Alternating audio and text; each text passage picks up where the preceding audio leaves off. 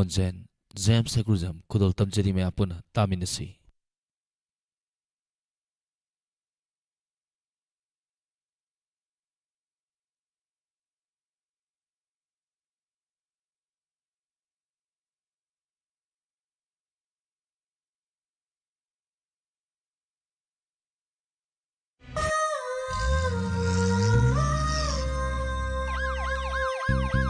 Lakle Inspector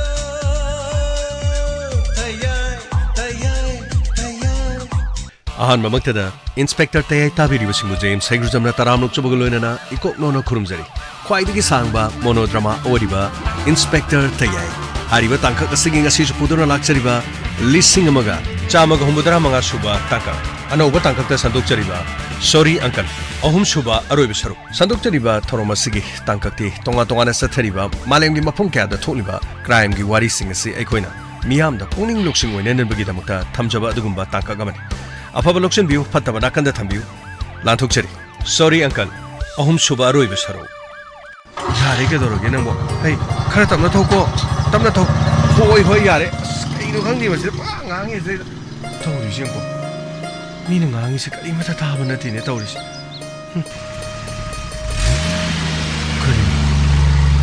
Gari mang na khamjale sina. Oh, pochai khare amna sila di phani da.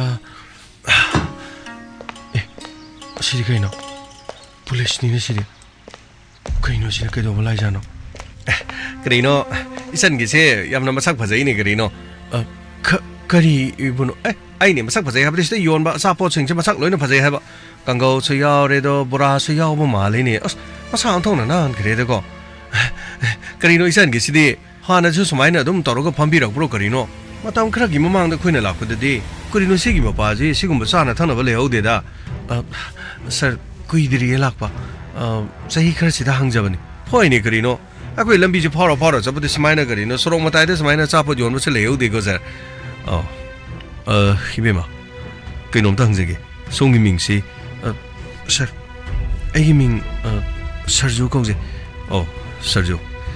Swagi, Kaitil, Swima Pumzida. Quiggy, Dorendro Ko Halama. Masi, Swadi Hig, Toroko Kutmanoi Ura. Sir, Dorendro Haisibu, Tabakai Shutobunin, Ahandi Ura Baduga, Narangnahan, Lake Trigana Hainaba. Oh, Sir, Matule. Mabuk mapaw yamna phabani akhoi sida ju tholaga kanggo hawai mayamna pamne yamna sajabani oh adudi ibemadi magi maramda kari khangule sir kari haibabu leidana mahaka loinaba tinaba aduga mahana tawba thaba ingkhang gi maramda kairo lekai asidi leminarabani na khangidana sir adugumadi thoina di khangde sir adubu sir mayamna chamba aduga Mabuk mapaw yamna phabani migi leita laira su amna khangi aikoina ga sidida pochai yoli gaise mana sidida kangho leiba lakpa du pochai leiba lakpa da lupa chama sani gi henjalo bose ma dum lobidi yamna sengna haragadi leita laira ba di mateng yamna pang aikoida su adum mateng adum pang oh aikoina ta jabada su mabuk mapaw yamna phai hai aduga ma ki wari di tabiramani oh sir hotel amada Mark Leitena Leitena Habasuye Mina Halame Harashi Tobudadi Mark Puhalam Livadu Nupiama Habadi Hotel Adu the Lakiva Nupiamana Chatakiva Tabaki Ogadoriman Amabure Nupi du Pan and Avakuyam can honor Adubu Mark Karamba Nupiga Luini Karamba Nupiga Wari Shane Habasea Masini Kunapotona Batiris Mapamasida marketing Namatamda Mark Wari Sanava Mark Pau Ponova No Queen a Kangale, the Quidam, the Mating Pangodana. Sir, I quiddy, Adumadi Kangba, laser desa. Oh, no P. Matagamasi, what is Hanadabra? Sir, Madu Tasing, Koi Kangjetavan. Anyway, Mahana Nupi Maga, Natraganupa Maga or so. Sim Amadama, Yam Tatan, what is Hana have the Queen Kang. Adu, Amore, a quick Yam the young Mahapo part of honor. Sir, Yamna face, sir. Hadagi Dickery so are on the Dyson. ꯀꯔꯤꯅꯣ ꯑꯩꯈꯣꯏꯅ ꯃꯥꯕꯨꯗꯤ ꯁꯣꯏꯗꯅꯗꯤ ꯑꯗꯨꯝ ꯐꯥꯗꯧ ꯂꯩꯔꯄꯣꯠꯅꯤꯗ ꯑꯗꯩꯗ ꯃꯐꯝ ꯃꯇꯝ ꯈꯖꯤꯛꯇꯪ ꯆꯥꯗꯕꯒꯤ ꯉꯥꯏꯕ ꯍꯥꯏꯕ ꯇꯥꯔꯦꯅꯤꯀꯣ ꯁꯔ ꯀꯔꯤꯅꯣ ꯁꯔ ꯁꯤꯗꯒꯤ ꯂꯩꯕ ꯌꯥꯕ ꯁꯔ ꯀꯔꯤꯅꯣ ꯊꯔꯣꯏ ꯀꯥꯡꯒꯧ ꯀꯣꯡꯒ꯭ꯔꯦꯡ ꯀꯥꯡꯒꯧ ꯀꯔꯤꯅꯣ ꯃꯥꯒꯤꯁꯨ ꯀꯣꯡꯒ꯭ꯔꯦꯡ ꯀꯥꯡꯒꯧꯒꯁꯨ ꯌꯥꯎꯕ ꯃꯥꯜꯂꯤꯅꯦ ꯁꯔ ꯌꯥꯎꯋꯦ ꯁꯔ ꯑꯣ ꯁꯔ ꯑꯁꯤꯗꯤ ꯈꯔ ꯂꯩꯈꯤꯕ ꯐꯩꯅꯦ ꯁꯔ ꯒꯥꯃꯩ ꯈꯔ ꯂꯩꯁꯜ ꯁꯔ ꯀꯌꯥꯒꯤ ꯂꯩꯈꯤꯁꯤꯒꯦ ꯁꯔ ꯒꯥꯃꯩ ꯅꯈꯣꯏꯅ ꯆꯥꯅꯤꯡꯕꯗꯣ ꯑꯗꯨꯝ ꯂꯩꯕꯅꯦ ꯐꯅꯤ ꯁꯔ ꯏꯆꯜ ꯑꯗꯨꯗꯤ ꯁꯤ ꯀꯔꯤꯅꯣ ꯑꯩꯈꯣꯏ ꯃꯌꯥꯝ ꯄꯨꯂꯞꯁꯤ ꯆꯥꯕ ꯀꯣꯟꯅꯅꯕ ꯁꯤꯕꯨ ꯀꯌꯥꯒꯤ ꯑꯣꯏꯒꯗꯧꯔꯤꯅꯣ ꯏꯆꯟꯒꯤꯁꯤꯕꯣ ꯄꯨꯟꯅ ꯈꯥꯡꯁꯤꯗ ꯂꯨꯄꯥ ꯀꯌꯥ ꯇꯥꯗꯣꯏꯅꯣ ꯁꯔ ꯁꯤꯗꯤ ꯂꯨꯄꯥ 500 ꯈꯔꯗꯤ ꯍꯦꯟꯗꯧ ꯃꯥꯜꯂꯦ ꯑꯗꯨꯕꯨ 500ꯗꯪ ꯄꯤꯕꯤꯔꯝꯕꯗꯤ ꯌꯥꯔꯦ ꯀꯔꯤꯅꯣ ꯄꯨꯂꯤꯁꯅꯤ ꯀꯥꯏꯅ ꯀꯤꯕꯒꯤ ꯄꯩꯁꯥꯗꯨ ꯌꯥꯝꯅ ꯂꯧꯔꯔꯣꯏ ꯍꯥꯏꯔꯤꯅꯣ ꯀꯔꯤꯅꯣ ꯑꯩꯈꯣꯏ ꯄꯨꯂꯤꯁꯅꯤ ꯀꯥꯏꯅ ꯀꯩꯁꯨ फ्रीदा सोलगदी जारोइदा पैसा अदुम पिजरमगनी दैजल सर अदुगी नते सर फनेयामसु योनग्रबा सर अदैदा सर खोइगी सुम येंगागा सर खोइदी लेबाकी मियामगी अफाबा थबक तौबनी मियामगी पुनसिबु ngakpirin मियामगी लनथोम पुनमकपु ngakpiriben अदुगा फत्तबा अरानबा कयाबुसु इसल करिनो पंगथासु थागत पिरेदे करिनो इसल की पैसा से लोक्सन बिरो से लैजरे से थमजरे को यारनी सर सिदगी सिसल सिद फोटो कामिनब सिद लेजी इमानबीरा दुगा इनाउनो पिरसिबो इमानबीनी सुम आइगा नुक्सिना फोटो कामिनखिबा अखोइ कॉलेज की मतमना पुलकपनी यानो नुक्सिबा इमानबीनेना फोटो कामिनबन ओ यानो फजे मादे मखादा थारिसि माइ ममिंग लोसिबो पिंकी ओ माने पिंकी कौबने इमानबीनी हमनो नुक्सिख्रबा हिंगनबो होनबदा इचलदी यामनो वान होनरेदा सर करि हाइगदबनो खंगति हाकि ममांगदसु इपानुपा देवा महकसु लाम हौजिकी मतमसे गाड़ी मचा याउद्रबदी थबक अमतसु यादेना गाड़ी मचा अमसु ngamnaba handakse लोन तौरगा लौजबनी अस खंगदेदा सर ngamnaba होनबसिदा गाड़ी दु लैसलबनीना थावानबा मो सेलमु दरकार लेदो हौजिक तनि लुपा 500 पुरगा मो मफमसदगी चटख्रिबा ओ अदुदी चल इमुंग मनुंग पुबसी चलना सर करी हाइगदबनो खंगथि ngamnaba sum honabaniना सर हिंगबा ngamnaba हाइबा तारे यामना थागलिबनी नि चंदे सन खोइगुमा थौना लेबसिनि खोइना यामना सिगुमसे खोइ एप्रिशिएट तौ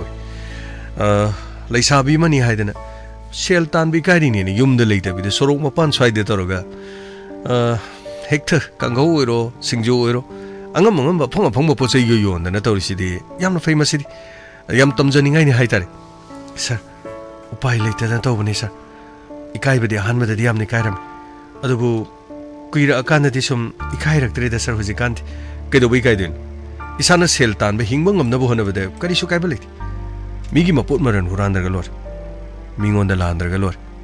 aini isagi humang mana sen tan bade kari goma mati kai ni leiti nahaki no panopa gari thogi haibudusu hoi mahi masing tambagi damakta tangai fadabana khoina thodang lobirasuni sidagi dina khoina sen tanba duga imungi no khoina achouba daitama lorise masi mahak su khangan madi phab madu matamado nangi nungai ba mikup ama lakadori sir direct tamba magi graduation hek loibagadi aina tori thabak se dum yaholodobon aduna tadi sir masuma yuma kai palakani aduga sir अखोइना honorary बसिना हयंग मनिंग थुंगक्तबसे करिनो इसन दि सोम करिनो सिदे कांगौ योनना कोंग्रेंग कांगौ गुम्बा करिगुम्बा सि आ बु योलिंगे दे करिनो इसन yum Panba काउथोगेनि को खंगदेदा yum पानबगिदि करिसु खनरेदा sir हिंगबसे यामना वाय चरा मनिसि सोइद्रगा लोइरे हाइना खल युमदसु इमा सोनबीमा लैरि ओ युमदो हुजिक लैरिबा होय sir थापलबा खुंगंदगी होंगलपने ngamnanabagidamagta mafam asida tangai fadana thawribasini sa o adudi sida photo ka minari si tungda su chingama legum tawi adudi mafam si lam koiba chatpada kapakpa natraga nathe sa akhoi khungangda kaplakpani akhoina khungangdudagi mafam sida honglakpani sa khungang aduda imanabi pinki se mafam aduda lehawani yamna nungsi अखोई लोइना मा vice हिंगननबगी होनबदा अखोई थवाइसे करिसु लेतन दुम खले करिनो करिसु लेतन खले हेबदि sir ꯍꯤꯡꯅꯅꯕ ꯍꯣꯠꯅꯕꯗ ꯁꯦꯜ ꯍꯥꯏꯕꯁꯤ ꯌꯥꯝꯅ ꯃꯊꯧ ꯇꯥꯏꯗꯅ ꯁꯦꯜ ꯂꯩꯔꯛꯇ꯭ꯔꯕꯗꯤ ꯊꯋꯥꯏꯁꯦ ꯀꯔꯤꯁꯨ ꯄꯥꯝꯃꯨꯔꯛꯇꯦ ꯑꯗꯨꯗꯤ ꯃꯐꯝ ꯑꯗꯨꯗ ꯂꯩꯔꯤꯕ ꯃꯤꯁꯤꯡ ꯂꯣꯏꯅꯃꯛ ꯋꯥꯏ ꯍꯥꯏꯕꯒꯤꯔ ꯑꯗꯨꯒ ꯅꯠꯇꯦ ꯁꯔ ꯑꯔꯩꯕꯅ ꯑꯗꯨꯝ ꯂꯩꯕꯁꯨ ꯌꯥꯎꯏ ꯑꯗꯨꯒ ꯑꯁꯨꯕꯅ ꯑꯗꯨꯝ ꯁꯨꯔꯒ ꯂꯩꯕꯁꯨ ꯌꯥꯎꯏ ꯁꯔ ꯃꯤꯑꯣꯏꯕꯒꯤ ꯄꯨꯟꯁꯤ ꯍꯥꯏꯕꯁꯤ ꯑꯉꯛꯄꯖꯥꯠꯅꯤꯗ ꯍꯟꯖꯤꯟ ꯍꯟꯖꯤꯟ ꯑꯋꯥꯕꯒꯤ ꯃꯊꯛꯇ ꯑꯋꯥꯕ ꯑꯋꯥꯕꯒꯤ ꯃꯊꯛꯇ ꯑꯋꯥꯕ ꯂꯩꯔꯛꯇ꯭ꯔꯕꯗꯤ ꯎꯄꯥꯏ ꯂꯩꯇꯦ ꯄꯨꯟꯁꯤꯁꯦ ꯀꯔꯤꯁꯨ ꯃꯃꯜ ꯂꯩꯇꯅ ꯑꯗꯨꯝ ꯈꯜꯂꯛꯄꯖꯥꯠꯅꯤ ꯑꯣ ꯏꯆꯟꯒꯤ ꯋꯥꯐꯝꯁꯤ ꯊꯃꯣꯏꯗ ꯇꯥꯕꯗ ꯊꯨꯛ ꯂꯥꯎꯕ ꯑꯃꯗꯤ ꯌꯥꯎꯏ ꯑꯗꯨ ꯏꯆꯜ ꯁꯔꯖꯨ ꯃꯐꯝ ꯑꯁꯤꯗ ꯂꯥꯛꯈꯤꯕꯁꯤꯕꯨ ꯀꯔꯤ ꯃꯔꯝꯒꯤꯅꯣ ꯁꯔ ꯄꯥꯕꯨꯡꯗꯨ ꯌꯥꯝꯅ ꯀꯟꯅ ꯅꯥꯔꯛꯄꯅꯤ ꯄꯥꯕꯨꯡꯗꯨ ꯀꯟꯕ ꯉꯝꯅꯅꯕ ꯍꯥꯏꯗꯅ ꯇꯉꯥꯏ ꯐꯗꯅ ꯂꯧ ꯑꯃꯈꯛ ꯂꯩꯕꯗꯨ ꯌꯣꯟꯊꯣꯛꯈꯤ ꯄꯥꯕꯨꯡ ꯂꯥꯌꯦꯡꯕꯗ ꯁꯤꯖꯤꯟꯅꯈꯤ ꯑꯗꯨꯕꯨ ꯄꯥꯕꯨꯡ ꯂꯥꯌꯦꯡꯕꯒꯤ ꯁꯦꯜ ꯀꯣꯟꯅꯈꯤꯗꯦ ꯃꯗꯨꯗꯒꯤ ꯑꯃꯨꯛ ꯂꯩꯔꯤꯕ ꯏꯪꯈꯣꯜꯗꯨ ꯁꯦꯜ ꯄꯥꯏꯕ ꯑꯃꯗ ꯄꯇꯥ ꯀꯔꯤ ꯀꯔꯤ ꯂꯣꯏꯅꯃꯛ ꯊꯝꯈꯤ ꯑꯗꯨꯒꯤ ꯃꯇꯨꯡꯗꯒꯤ ꯈꯔ ꯂꯩꯔꯒ ꯄꯥꯕꯨꯡ ꯑꯃꯨꯛ ꯂꯩꯈꯤꯗꯦ ꯄꯥꯕꯨꯡ ꯂꯩꯈꯤꯗꯕ ꯃꯇꯨꯡ ꯈꯔ ꯂꯩꯔꯒ ꯑꯃꯨꯛ ꯏꯃꯥ ꯑꯃꯨꯛ ꯌꯥꯝꯅ ꯀꯟꯅ ꯅꯥꯔꯛꯈꯤ ꯏꯃꯥ ꯅꯥꯔꯛꯄꯗꯒꯤꯗꯤ ꯇꯉꯥꯏ ꯐꯗꯅ ꯏꯃꯥ ꯂꯥꯌꯦꯡꯗꯕ ꯌꯥꯗꯕꯅꯤꯅ ꯏꯪꯈꯣꯜ ꯑꯗꯨ ꯌꯣꯟꯊꯣꯛꯈꯤ ꯃꯗꯨꯗꯒꯤ ꯐꯪꯂꯛꯄ ꯁꯦꯟꯐꯝ ꯈꯔꯗꯨꯅ ꯏꯃꯥ ꯂꯥꯌꯦꯡꯈꯤ ꯁꯔ ꯏꯃꯥ ꯂꯥꯌꯦꯡꯂꯕꯅꯤꯅ ꯂꯩꯐꯝꯗꯤ ꯂꯩꯇ꯭ꯔꯦ ꯁꯦꯜ ꯈꯔꯗꯨ ꯄꯨꯔꯒ ꯃꯐꯝ ꯑꯁꯤꯗ ꯀꯥ ꯋꯥꯏꯗꯨꯅ ꯂꯩꯔꯒ ꯏꯃꯥꯕꯨ ꯃꯐꯝ ꯑꯗꯨꯗ ꯊꯝꯂꯒ ꯉꯝꯅꯕ ꯍꯣꯠꯅꯔꯤꯁꯤꯅꯤ ꯁꯔ ꯑꯣ ꯁꯔꯖꯨꯒꯤ ꯋꯥꯐꯝꯁꯤꯗꯤ ꯌꯥꯝꯅ ꯅꯨꯡꯉꯥꯏꯇꯦ ꯑꯗꯨꯕꯨ ꯁꯔꯖꯨ ꯍꯤꯡꯕ ꯇꯥꯕꯅꯤ ꯑꯩ ꯋꯥꯔꯤ ꯑꯩ ꯁꯦꯜ ꯄꯥꯏꯗꯦ ꯑꯩꯈꯣꯏ ꯁꯦꯜ ꯊꯣꯛꯇꯦ ꯍꯥꯏꯗꯨꯅ ꯀꯅꯥꯒꯤ ꯃꯈꯣꯡꯗ ꯇꯨꯔꯨꯒꯅꯤ ꯑꯗꯨꯕꯨ ꯁꯔꯖꯨ ꯑꯩꯅ ꯍꯥꯏꯅꯤꯡꯕ ꯑꯃꯗꯤ ꯍꯤꯡꯅꯅꯕꯒꯤꯗꯃꯛꯇꯅꯦ ꯊꯕꯛ ꯁꯨꯔꯒꯅꯦ ꯌꯥꯝꯅ ꯂꯥꯏꯅ ꯍꯤꯡꯕ ꯌꯥꯕ ꯉꯥꯛꯇꯅꯤ ꯇꯧꯕꯗꯤ ꯏꯃꯨꯡ ꯑꯗꯨꯗ ꯂꯩꯔꯤꯕ ꯃꯤꯄꯨꯝ ꯈꯨꯗꯤꯡꯃꯛꯇꯣ ꯆꯞ ꯃꯥꯟꯅꯅ ꯂꯤꯡꯖꯦꯜ ꯃꯥꯟꯅꯅ ꯂꯩꯕꯒꯤ ꯃꯊꯧ ꯇꯥꯏ ꯑꯁꯨꯕ ꯑꯃꯈꯛꯅ ꯁꯨꯕꯅꯗꯤ ꯈꯔ ꯋꯥꯒꯅꯤ ꯄꯨꯂꯞ ꯁꯨꯃꯤꯟꯅꯔꯒꯅꯦ ꯑꯉꯝꯕ ꯇꯥꯟꯁꯤꯟꯅꯗꯨꯅ ꯍꯤꯡꯕ ꯉꯝꯅꯅꯕꯒꯤ ꯍꯣꯠꯅꯕ ꯃꯊꯧ ꯇꯥꯏ ꯑꯩꯈꯣꯏ ꯂꯩꯇꯦ ꯍꯥꯏꯗꯨꯅ ꯃꯤꯅ ꯑꯩꯈꯣꯏꯗꯅꯦ ꯈꯨꯕꯥꯛꯇ ꯁꯦꯜ ꯃꯇꯨꯝꯁꯦ ꯄꯩꯔꯒ ꯊꯥꯗꯔꯛꯀꯗꯕ ꯅꯠꯇꯦ ꯉꯁꯤ ꯅꯪꯅ ꯃꯐꯝ ꯑꯁꯤꯗ ꯍꯨꯃꯥꯡ ꯇꯥꯅ ꯍꯣꯠꯅꯔꯤꯕꯁꯦ ꯃꯁꯤꯗꯒꯤ ꯍꯦꯟꯅ ꯅꯪꯒꯤꯅꯦ ꯍꯦꯟꯅ ꯃꯥꯏ ꯄꯥꯛꯄ ꯑꯇꯣꯞꯄ ꯂꯩꯔꯣꯏ ꯑꯗꯨꯒ ꯁꯔꯖꯨ ꯄꯨꯟꯁꯤꯗ ꯑꯔꯥꯟꯕꯗꯤ ꯇꯧꯔꯣꯏꯗꯕꯅꯤ ꯑꯔꯥꯟꯕ ꯇꯧꯕ ꯃꯤꯅꯝꯕ ꯀꯩꯗꯧꯅꯨꯡꯗꯅꯦ ꯃꯥꯏ ꯁꯨꯡ ꯄꯥꯛꯂꯣꯏ ꯑꯆꯨꯝꯕ ꯊꯃꯣꯏ ꯁꯦꯡꯕ ꯑꯗꯨꯒꯅꯦ ꯍꯨꯃꯥꯡ ꯃꯟꯅ ꯇꯥꯟꯕꯒꯤ ꯅꯨꯡꯉꯥꯏꯕꯁꯤꯗꯤ ꯀꯔꯤ ꯍꯪꯉꯨꯅꯤ ꯁꯔꯖꯨ ꯁꯔ ꯑꯗꯨꯕꯨꯗꯤ ꯃꯌꯦꯛ ꯁꯦꯡꯅ ꯈꯪꯖꯩꯗ ꯁꯔ ꯂꯩꯇꯕ ꯆꯥꯗꯕꯁꯨ ꯀꯣꯡꯒꯥꯏꯅꯤ ꯑꯗꯨꯕꯨ ꯍꯧꯖꯤꯛꯇꯤ ꯁꯔ ꯍꯨꯃꯥꯡ ꯊꯣꯛꯅ ꯇꯥꯜꯂꯕꯅꯤꯅ ꯆꯥꯕꯗꯒꯤ ꯑꯗꯨꯃꯛ ꯄꯨꯛꯊꯟꯅ ꯆꯥꯕ ꯉꯝꯂꯦ ꯑꯍꯦꯟꯕ ꯈꯔ ꯇꯧꯕ ꯉꯝꯗꯕꯗ ꯉꯥꯏꯔꯦ ꯁꯔ ꯃꯇꯝ ꯈꯔ ꯂꯩꯔꯕꯗꯤ ꯍꯧꯖꯤꯛ ꯄꯣꯠ ꯆꯩ ꯈꯔ ꯌꯣꯟꯖꯔꯤꯕ ꯁꯤꯠꯂꯤꯕꯁꯤꯅ ꯁꯔ ꯃꯁꯤꯅꯁꯨ ꯉꯝꯂꯛꯄꯁꯨ ꯌꯥꯏ ꯌꯥꯝꯅ ꯐꯩ ꯌꯥꯝ ꯅꯨꯡꯉꯥꯏꯔꯦ ꯏꯆꯜꯒꯁꯨ ꯉꯁꯤꯗꯤ ꯋꯥꯔꯤ ꯁꯥꯟꯅꯕ ꯑꯗꯨꯒ ꯏꯆꯜ ꯑꯩꯈꯣꯏꯁꯨ ꯃꯐꯝ ꯑꯁꯤꯗ ꯈꯔ ꯇꯣꯏꯅꯗꯤ ꯂꯥꯛꯀꯗꯧꯔꯤ ꯑꯩꯈꯣꯏ ꯃꯐꯝ ꯑꯁꯤꯗ ꯀꯔꯤꯒꯨꯝꯕ ꯄꯣꯠꯁꯛ ꯑꯃꯈꯛ ꯀꯟꯅ ꯊꯤꯔꯤ ꯑꯗꯨꯕꯨ ꯏꯆꯜ ꯑꯩꯅ ꯍꯥꯏꯖꯒꯗꯕꯗꯤ ꯅꯈꯣꯏꯅ ꯗꯣꯔꯦꯟꯗ꯭ꯔꯣ ꯍꯥꯏꯔꯤꯕ ꯑꯍꯜꯗꯨꯒꯤ ꯃꯔꯝꯗ ꯈꯪꯕ ꯂꯩꯔꯒꯗꯤ ꯑꯁꯦꯡꯕ ꯋꯥꯐꯝ ꯈꯔꯗꯤ ꯑꯩꯉꯣꯟꯗ ꯁꯣꯏꯗꯅ ꯍꯥꯏꯕꯣ ꯍꯥꯏꯕꯗꯤ ꯋꯥꯔꯤ ꯋꯥꯇꯥꯏ ꯁꯥꯟꯅꯕ ꯃꯥꯒ ꯂꯣꯏꯅꯕ ꯁꯔ ꯁꯣꯏꯗꯅ ꯍꯥꯏꯖꯒꯦꯁꯦ ꯐꯔꯦ ꯑꯗꯨꯗꯤ ꯒꯥꯡꯃꯩ ꯁꯔ ꯆꯠꯅꯅꯕ ꯇꯧꯁꯤ ꯁꯔ ꯑꯩꯗꯤ ꯆꯠꯅꯤꯡꯕꯅ ꯁꯤꯔꯕꯅꯤ ꯁꯔ ꯁꯤꯗꯩꯗ ꯀꯔꯤꯅꯣ ꯀꯣꯡꯒ꯭ꯔꯦꯡ ꯀꯥꯡꯒꯧ ꯈꯔ ꯂꯩꯁꯜꯂꯨꯕꯁꯦ ꯁꯔ ꯈꯨꯠꯇ ꯐꯪ ꯁꯥꯟꯅ ꯁꯨꯝ ꯄꯥꯏ ꯂꯩꯕꯁꯤꯗ ꯁꯔ ꯆꯥꯛ ꯑꯁꯥꯕꯗꯨꯒ ꯀꯥꯕꯛ ꯇꯣꯠꯂꯒ ꯁꯔ ꯎ ꯃꯣꯔꯣꯛ ꯃꯆꯦꯠ ꯑꯃ ꯇꯧꯔꯒ ꯀꯤꯠ ꯅꯝꯃꯒ ꯁꯔ ꯑꯩꯗꯤ ꯆꯥꯅꯤꯡꯕꯅ ꯈꯥꯡꯕ ꯉꯝꯗ꯭ꯔꯕꯅꯤ ꯑꯗꯨꯔꯒ ꯈꯔ ꯀꯣꯊꯣꯛꯑ ꯆꯥꯔꯣꯅ ꯀꯗꯥꯏꯗꯒꯤ ꯌꯥꯒꯗꯒꯦ ꯁꯔ ꯀꯥꯡꯒꯧ ꯈꯔ ꯂꯩꯈꯤꯕꯗꯨꯕꯨ ꯀꯔꯤꯅꯣ ꯒꯥꯡꯃꯩꯅ ꯂꯣꯏꯅ ꯆꯥꯊꯣꯛꯈꯤ ꯍꯥꯏꯗꯅ ꯍꯣꯔꯦꯟ ꯑꯃꯨꯛ ꯑꯁꯤꯗ ꯕꯤꯃꯣꯒ ꯔꯥꯍꯨꯜꯒꯅ ꯑꯃꯨꯛ ꯃꯃꯤꯠꯁꯦ ꯀꯤꯔꯨꯛ ꯉꯁꯥꯏꯗꯒꯤ ꯌꯦꯡꯗꯨꯅ ꯂꯩꯔꯤ ꯑꯩꯅ ꯈꯥꯎꯁꯦ ꯄꯥꯏꯔꯒ ꯑꯁꯥꯕꯁꯦ ꯁꯨꯝ ꯌꯥꯟꯕꯗ ꯃꯣꯏ ꯑꯅꯤꯅ ꯅꯣꯐꯦꯠ ꯇꯧ ꯂꯩꯔꯤꯁꯦ ꯁꯔ ꯂꯥꯛꯑꯣ ꯆꯠꯅꯕ ꯇꯧꯁꯤ ꯐꯅꯤ ꯁꯔ ꯏꯆꯟ ꯑꯗꯨꯗꯤ ꯑꯩꯈꯣꯏ ꯆꯠꯂꯨꯈꯤꯒꯦꯀꯣ ꯀꯔꯤꯅೋ ꯈꯔ ꯇꯣꯏꯅ ꯂꯥꯛꯀꯗꯣꯔꯤ ꯃꯊꯪꯗꯤ ꯀꯔꯤꯅೋ ꯀꯥꯡꯒꯧꯗꯨ ꯃꯈꯜ ꯑꯃ ꯇꯧꯕꯤꯔꯝꯃꯣꯀꯣ ꯈꯥꯃꯦꯟ ꯑꯈꯥꯕꯤꯒ ꯀꯔꯤꯅೋ ꯉꯥ ꯃꯀꯣꯛ ꯃꯔꯨꯒ ꯊꯕꯠ ꯀꯛꯑꯒ ꯆꯒꯨꯞ ꯀꯛꯑꯒ ꯀꯔꯤꯅೋ ꯑꯗꯨꯒꯤ ꯀꯥꯡꯒꯧꯁꯨ ꯑꯗꯨꯝ ꯌꯥꯏꯀꯣ ꯍꯣꯏ ꯁꯔ ꯑꯩ ꯍꯣꯔꯦꯟ ꯌꯦꯡꯖꯔꯝꯒꯦ ꯐꯔꯦ ꯑꯗꯨꯗꯤ ꯑꯩꯈꯣꯏ ꯆꯠꯂꯦꯀꯣ ꯂꯥꯛꯑꯣ ꯆꯠꯁꯤ ꯁꯔ ꯈꯔ ꯌꯥꯡꯅ ꯆꯠꯂꯁꯤ ꯁꯔ ꯆꯥꯅꯤꯡꯕꯅ ꯈꯥꯡꯕ ꯉꯝꯗ꯭ꯔꯦ ꯍꯣꯏꯅꯦ ꯂꯥꯛꯑꯣꯅꯦ ꯌꯥꯔꯦꯅꯦ ꯍꯥꯎꯗꯤ ꯍꯥꯎꯔꯅꯤ ꯔꯥꯍꯨꯜ ꯀꯔꯤꯅꯣ ꯁꯤ ꯉꯥꯏꯍꯥꯛꯇ ꯄꯥꯏꯌꯨꯁꯦ yani adum pai kari no haren charam dai de di kari no ai gari thau gani samane kongkreng khasi kamane pair ga gamane gari thau dori no kari no khang di si kari no khang toro toro kam pani sir kari no ngasi di kangau hau dori pungau hau dori ngasi di kangau hau dori pungau hau dori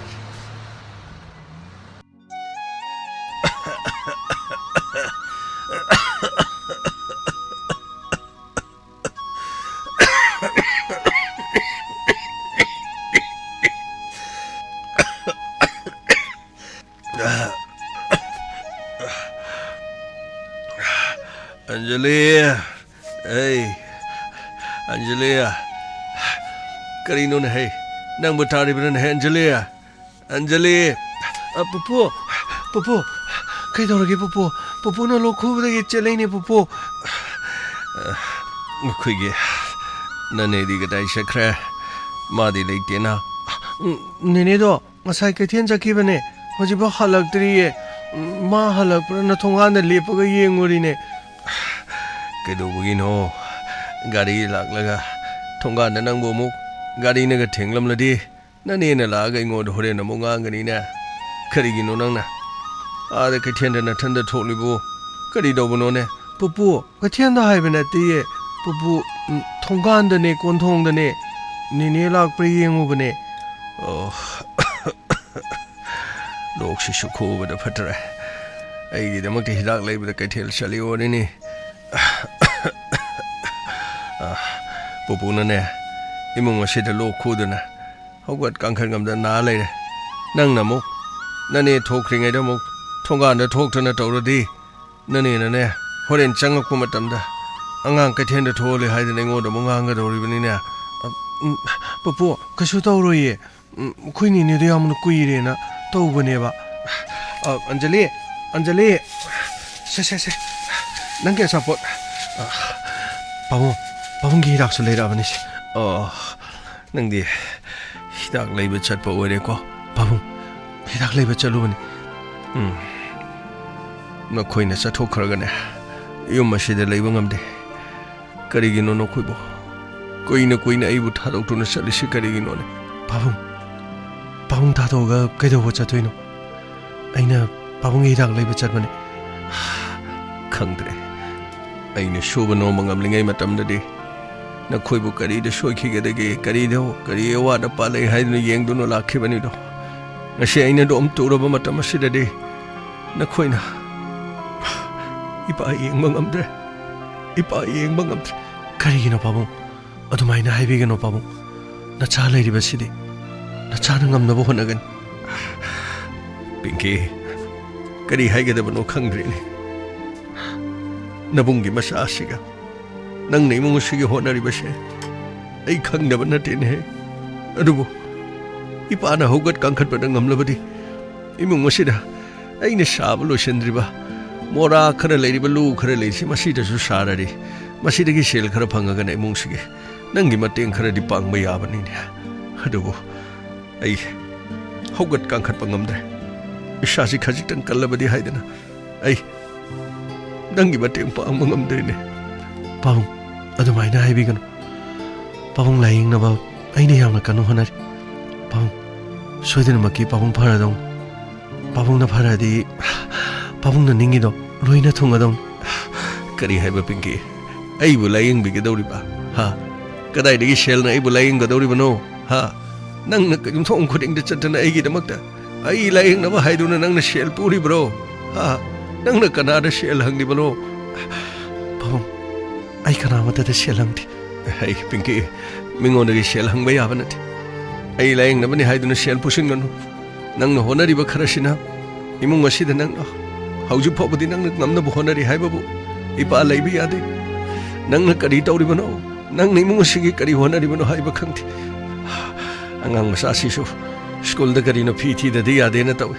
nang na kadai de gi phi na thi ri ba no na ha na the babung yani aina sumda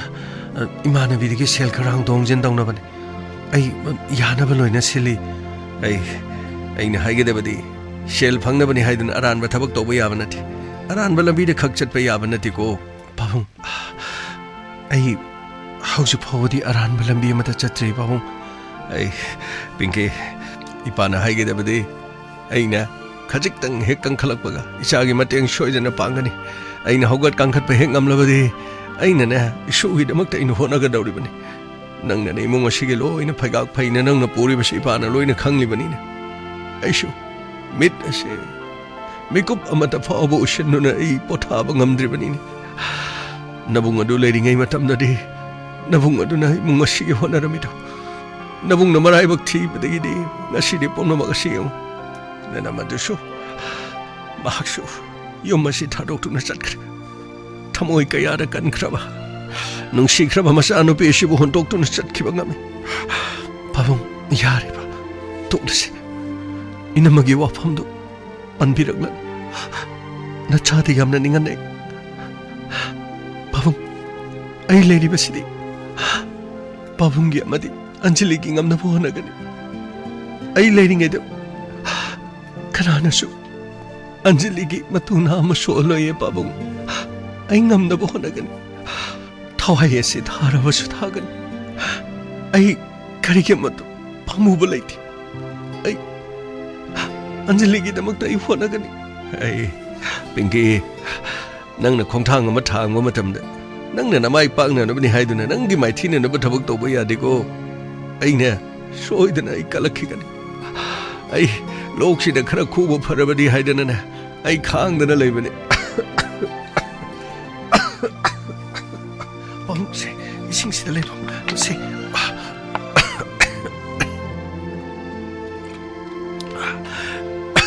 야래 이빠나 하게 되버리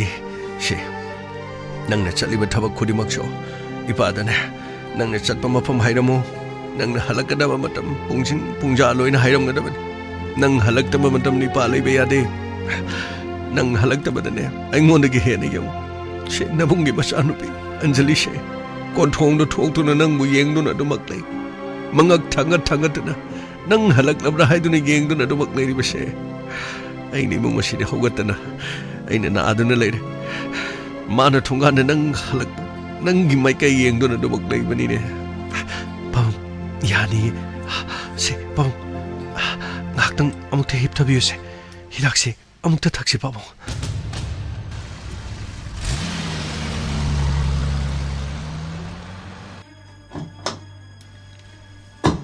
Sir, good morning, sir. Good morning, Gamay. Sir, kaidore Gamay. Sir, saidi Santos na sir bungai jeramini sir. Karigina. Sir, karino nahan ke sim ama satte habdu sir. Sim do sir. Nahan ke op laibu sir. Recharge tawgre heri sir. Kari. Sim do recharge tawgre ba. Adudi Santos kai leba. Sir, asid ma kala phamdu no lei. Koro. Funny sir. Sir, good morning. Good morning, Raj. Sir, saidi ke Santos nang hajaramani sir. Oh. 심도 리차스 도그레이나 sir 심도 리차스 도그레 어디디 마리 모콩 아마디 쇼이드는 강하니 sir 아무튼 상자르게 sir 산도 송 sir 상자르게 sir 라오네가 마이 funny sir 심티 용비자 시기 넘버 한 스위치 오프 레기브 넘버 sir 412 sir 시누르베 넘버 sir 리차스 도그레 sir 리차스 도그레 어디디 리차스 도기브스디 까름바 모폼 sir Recharge tawki mafam chi sir phone china aruiba phone switch off tawki ba mafam phone switch off tawki ba mafam habidi sir thodu achi thokraba matungda last location oki ba duga phone muthat ki ba mafam phone muthat ki ba last location adudi aikoina chaluba mafam mani sir aikoina kaithin masa amada chalu mafam adoi dani sir adudi recharge tawki mafam adugi dukan adugi chalaga aikoina soidana khangna ba tawsi santo sir ai sem sa nan lejari sir Paredodi service provider sir puno mahang sir Paredodi chachi mafam adugi location trace sir mafam adu tori sir chachi dodi gamai sir gari thodona batara pani sir mara leiba mi da dai da kunduna leira jani sir ekhune di khangda jani ni sir ekhune nan kanggo ga leiba khotpa la ko du sir ma de dum khanggi khangbu jala khangdi ni sir gamai khangbu khanglabasu khangbu khangdrabasu phone adu da recharge tor liba sinadi khangda bagi oramasu amaburi phone adu gi khungud liga dar Sasi, numit aduda dorendroga pop homnukiba aruiba number ni. Tawdu wasida chenaba mi urambi ai. Chenadaba mi oima oiramasui. Karigidamukta nahan makai phone switch off tawduna leraga ngasi khakta phone adu recharge toribano haibdi maramdudi soidana khangnaganida aduga Dorendroga kari wari sanakiba Dorendroga kari pau phonukiba phone number adu nupi na paibra nupa na paibra aduga kari gi damta ngasi khakta on torukriba sir adudi gari thaujarge sir thaudaroga mai chanarba tawsi aikoi gi team sem sar phani sir rajen aikoi chanarba tawki aduga tangai phadaba singlerabadi aikoi pau piraki phani sir yamna yangna mafam adu chalaga phone recharge toribana number adugi khongul liraga thaudo asigi asengba achumba kharadi soidana khangani yengba tare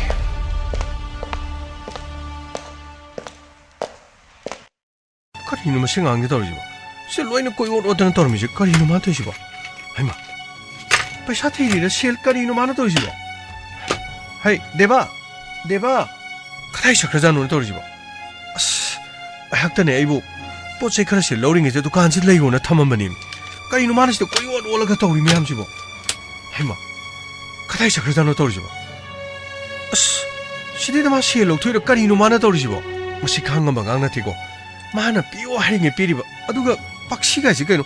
aibu selga ji sai sai me jibo mi atopa sangam jala ne torjibo haima as kadai dunu mana karino aisida phone ma leibedu ju phone du su leiramdrine haima as karino ma sengang jibo phone to toro yeng karino mana aisida da phone du su leiramdine mana torje ngakhtang pot la sida loba chatlingai sida mana karino tormi sibo ma sengang ji khangni ko as aina sida recharge ka pagi phone duga o sibudi sida leirene aduga karino sida ina phone ma thambadu haima madu mana paire sakrajala torsibo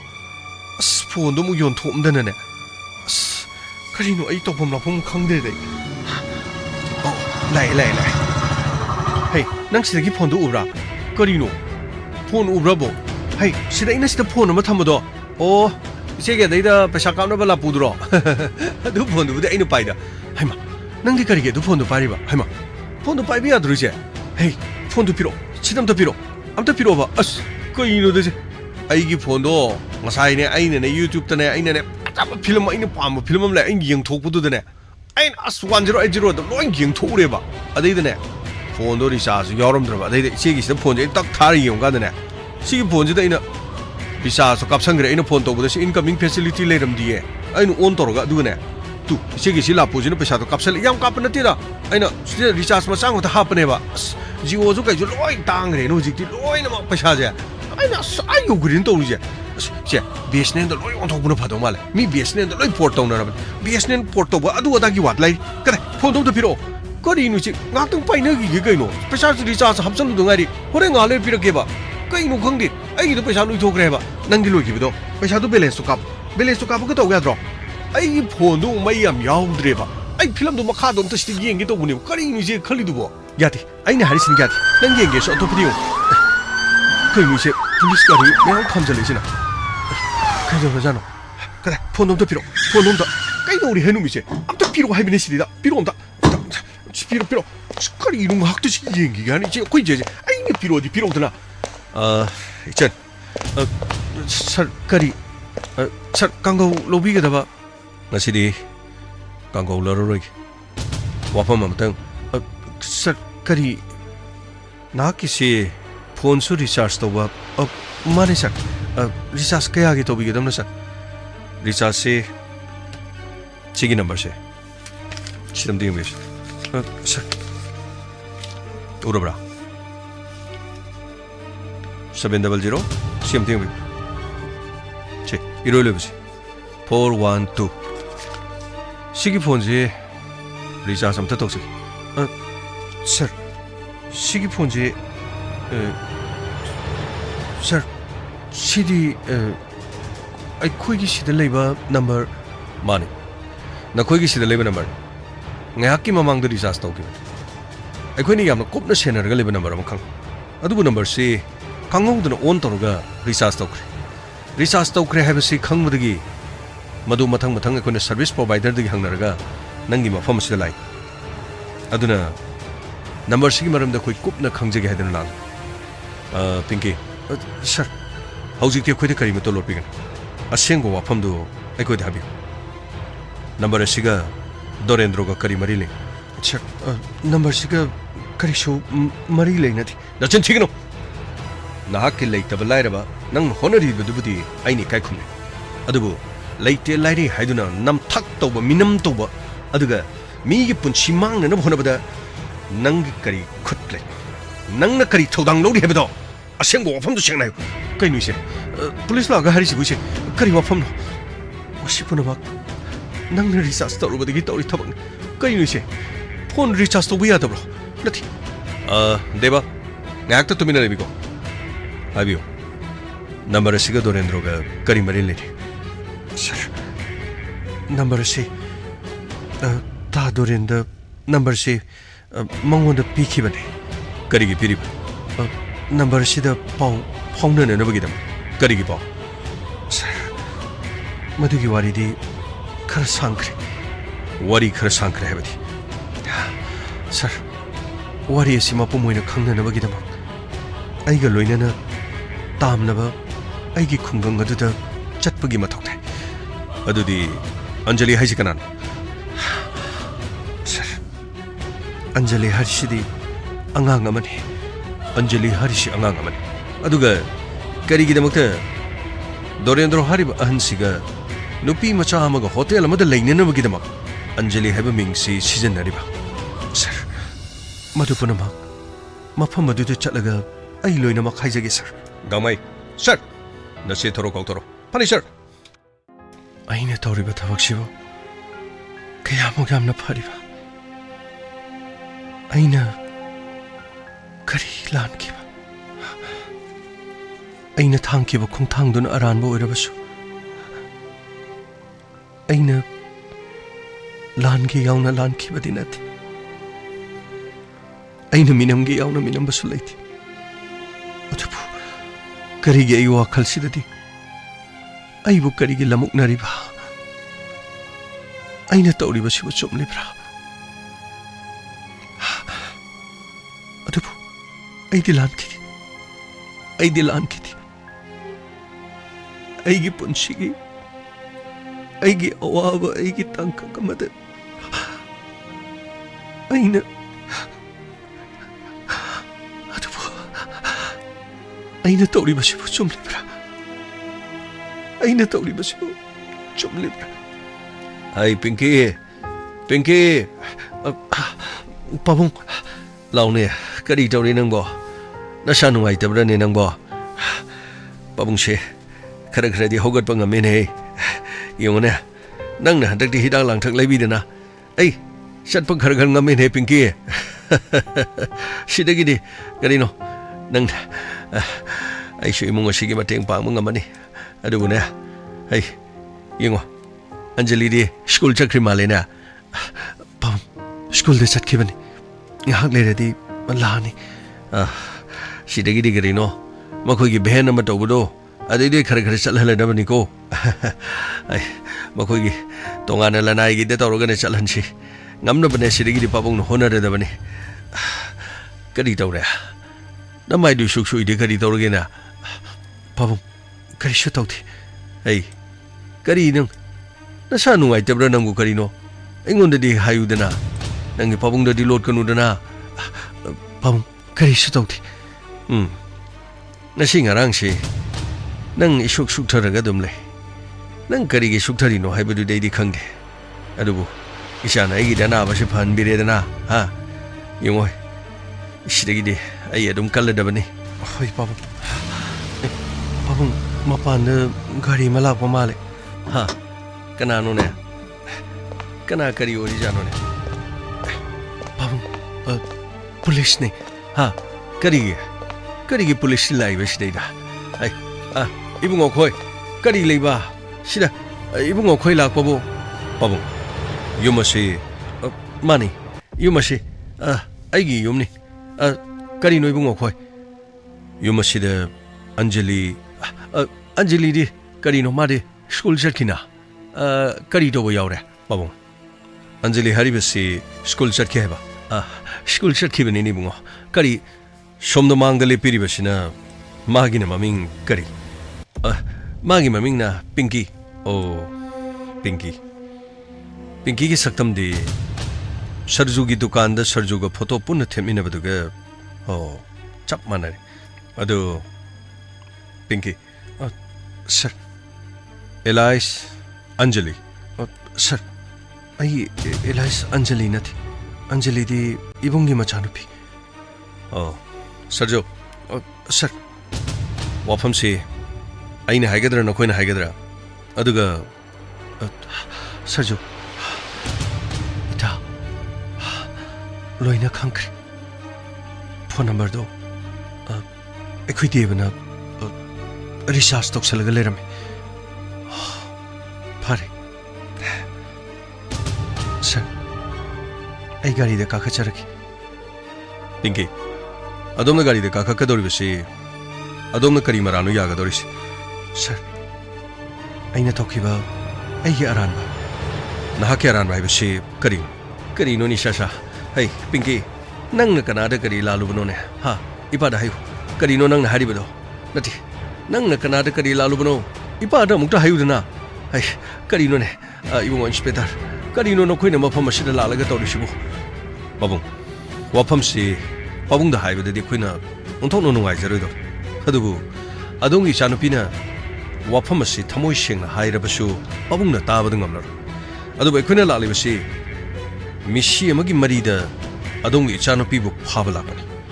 महाक्की ममिंगना Anjali हाइना कौरमे अदुबु असेंगबा ममिंगना Pinky कौरम थबक असिदा सरजुगा सिन्नरगा पमनम पांगथोखिबनि हाइबा वाफमसि मखोइना करी करी तौखिबदुगा मखोइना करी लंजखिबा हाइबदुदि पाबुंग मखोइनगी मचिंदगी ताबदा पाबुंग ngambigedra ngamoidra aduga aikhoigi oinadi laklibasigi maramse dorendro kowa ahal amal laikhidabaga mari lenana madugi damak mari lena basing phakat palaksaban karino ne hari shibo ai pinki karino ne ha nangi na chindagi hayune karino ne hari shibo police na hari shibo karino na khoina kari da lalu bage ha nati hayune oh nang na handang marak imung osida ai bu lai ing mada season dari besan pam aduga nang na anjali bu school da tamhaliba pomna ma khonari ba imung osigi puri ba maya masi pawang ya chabung api adu bu pawang wari ase pawang da nasa khasik tang di tamjaram ki madugi matung da pawang na ingon da pibining ba cherak punama loina pibiu hai karino na ha aina nang da piga dori ba cheraga sibu karino ha ai hogot pangamdana lermadagi nang na ibu laeng madagi hogot pangamale nati nabungin machanu pi larik tamangam da basi nang na larik tamale aduga nang na kari aran ma chatharaga punamak singasibu hona kibano hayo nang na kari aran ma chatharaga nang na mi halaga punamak singasi chathagibano hayo hayo nang na hayo amuk tungai bu pam amuk tungai bu pam lan madi aina lan mani pam hai karino sarju nakoina tawribasibu karino ha nakoi khungang ngasida punna nakoi larik tamina na sauna nakoi ha punna nakoi homina kiba natro pam wari se muktang tabiko hoi lan madi khoina lale pam cheraksu loina pibiu pam adubu pam nongma numidang ama aingonda mahangna call tawraki mahangna call tawrukada imung asigi oiriba phibam punamak aingonda loina tamki pabung sunabadagi hidak guli amata leiba ngamdana phamungda taaduna lei haina mahana tamlaki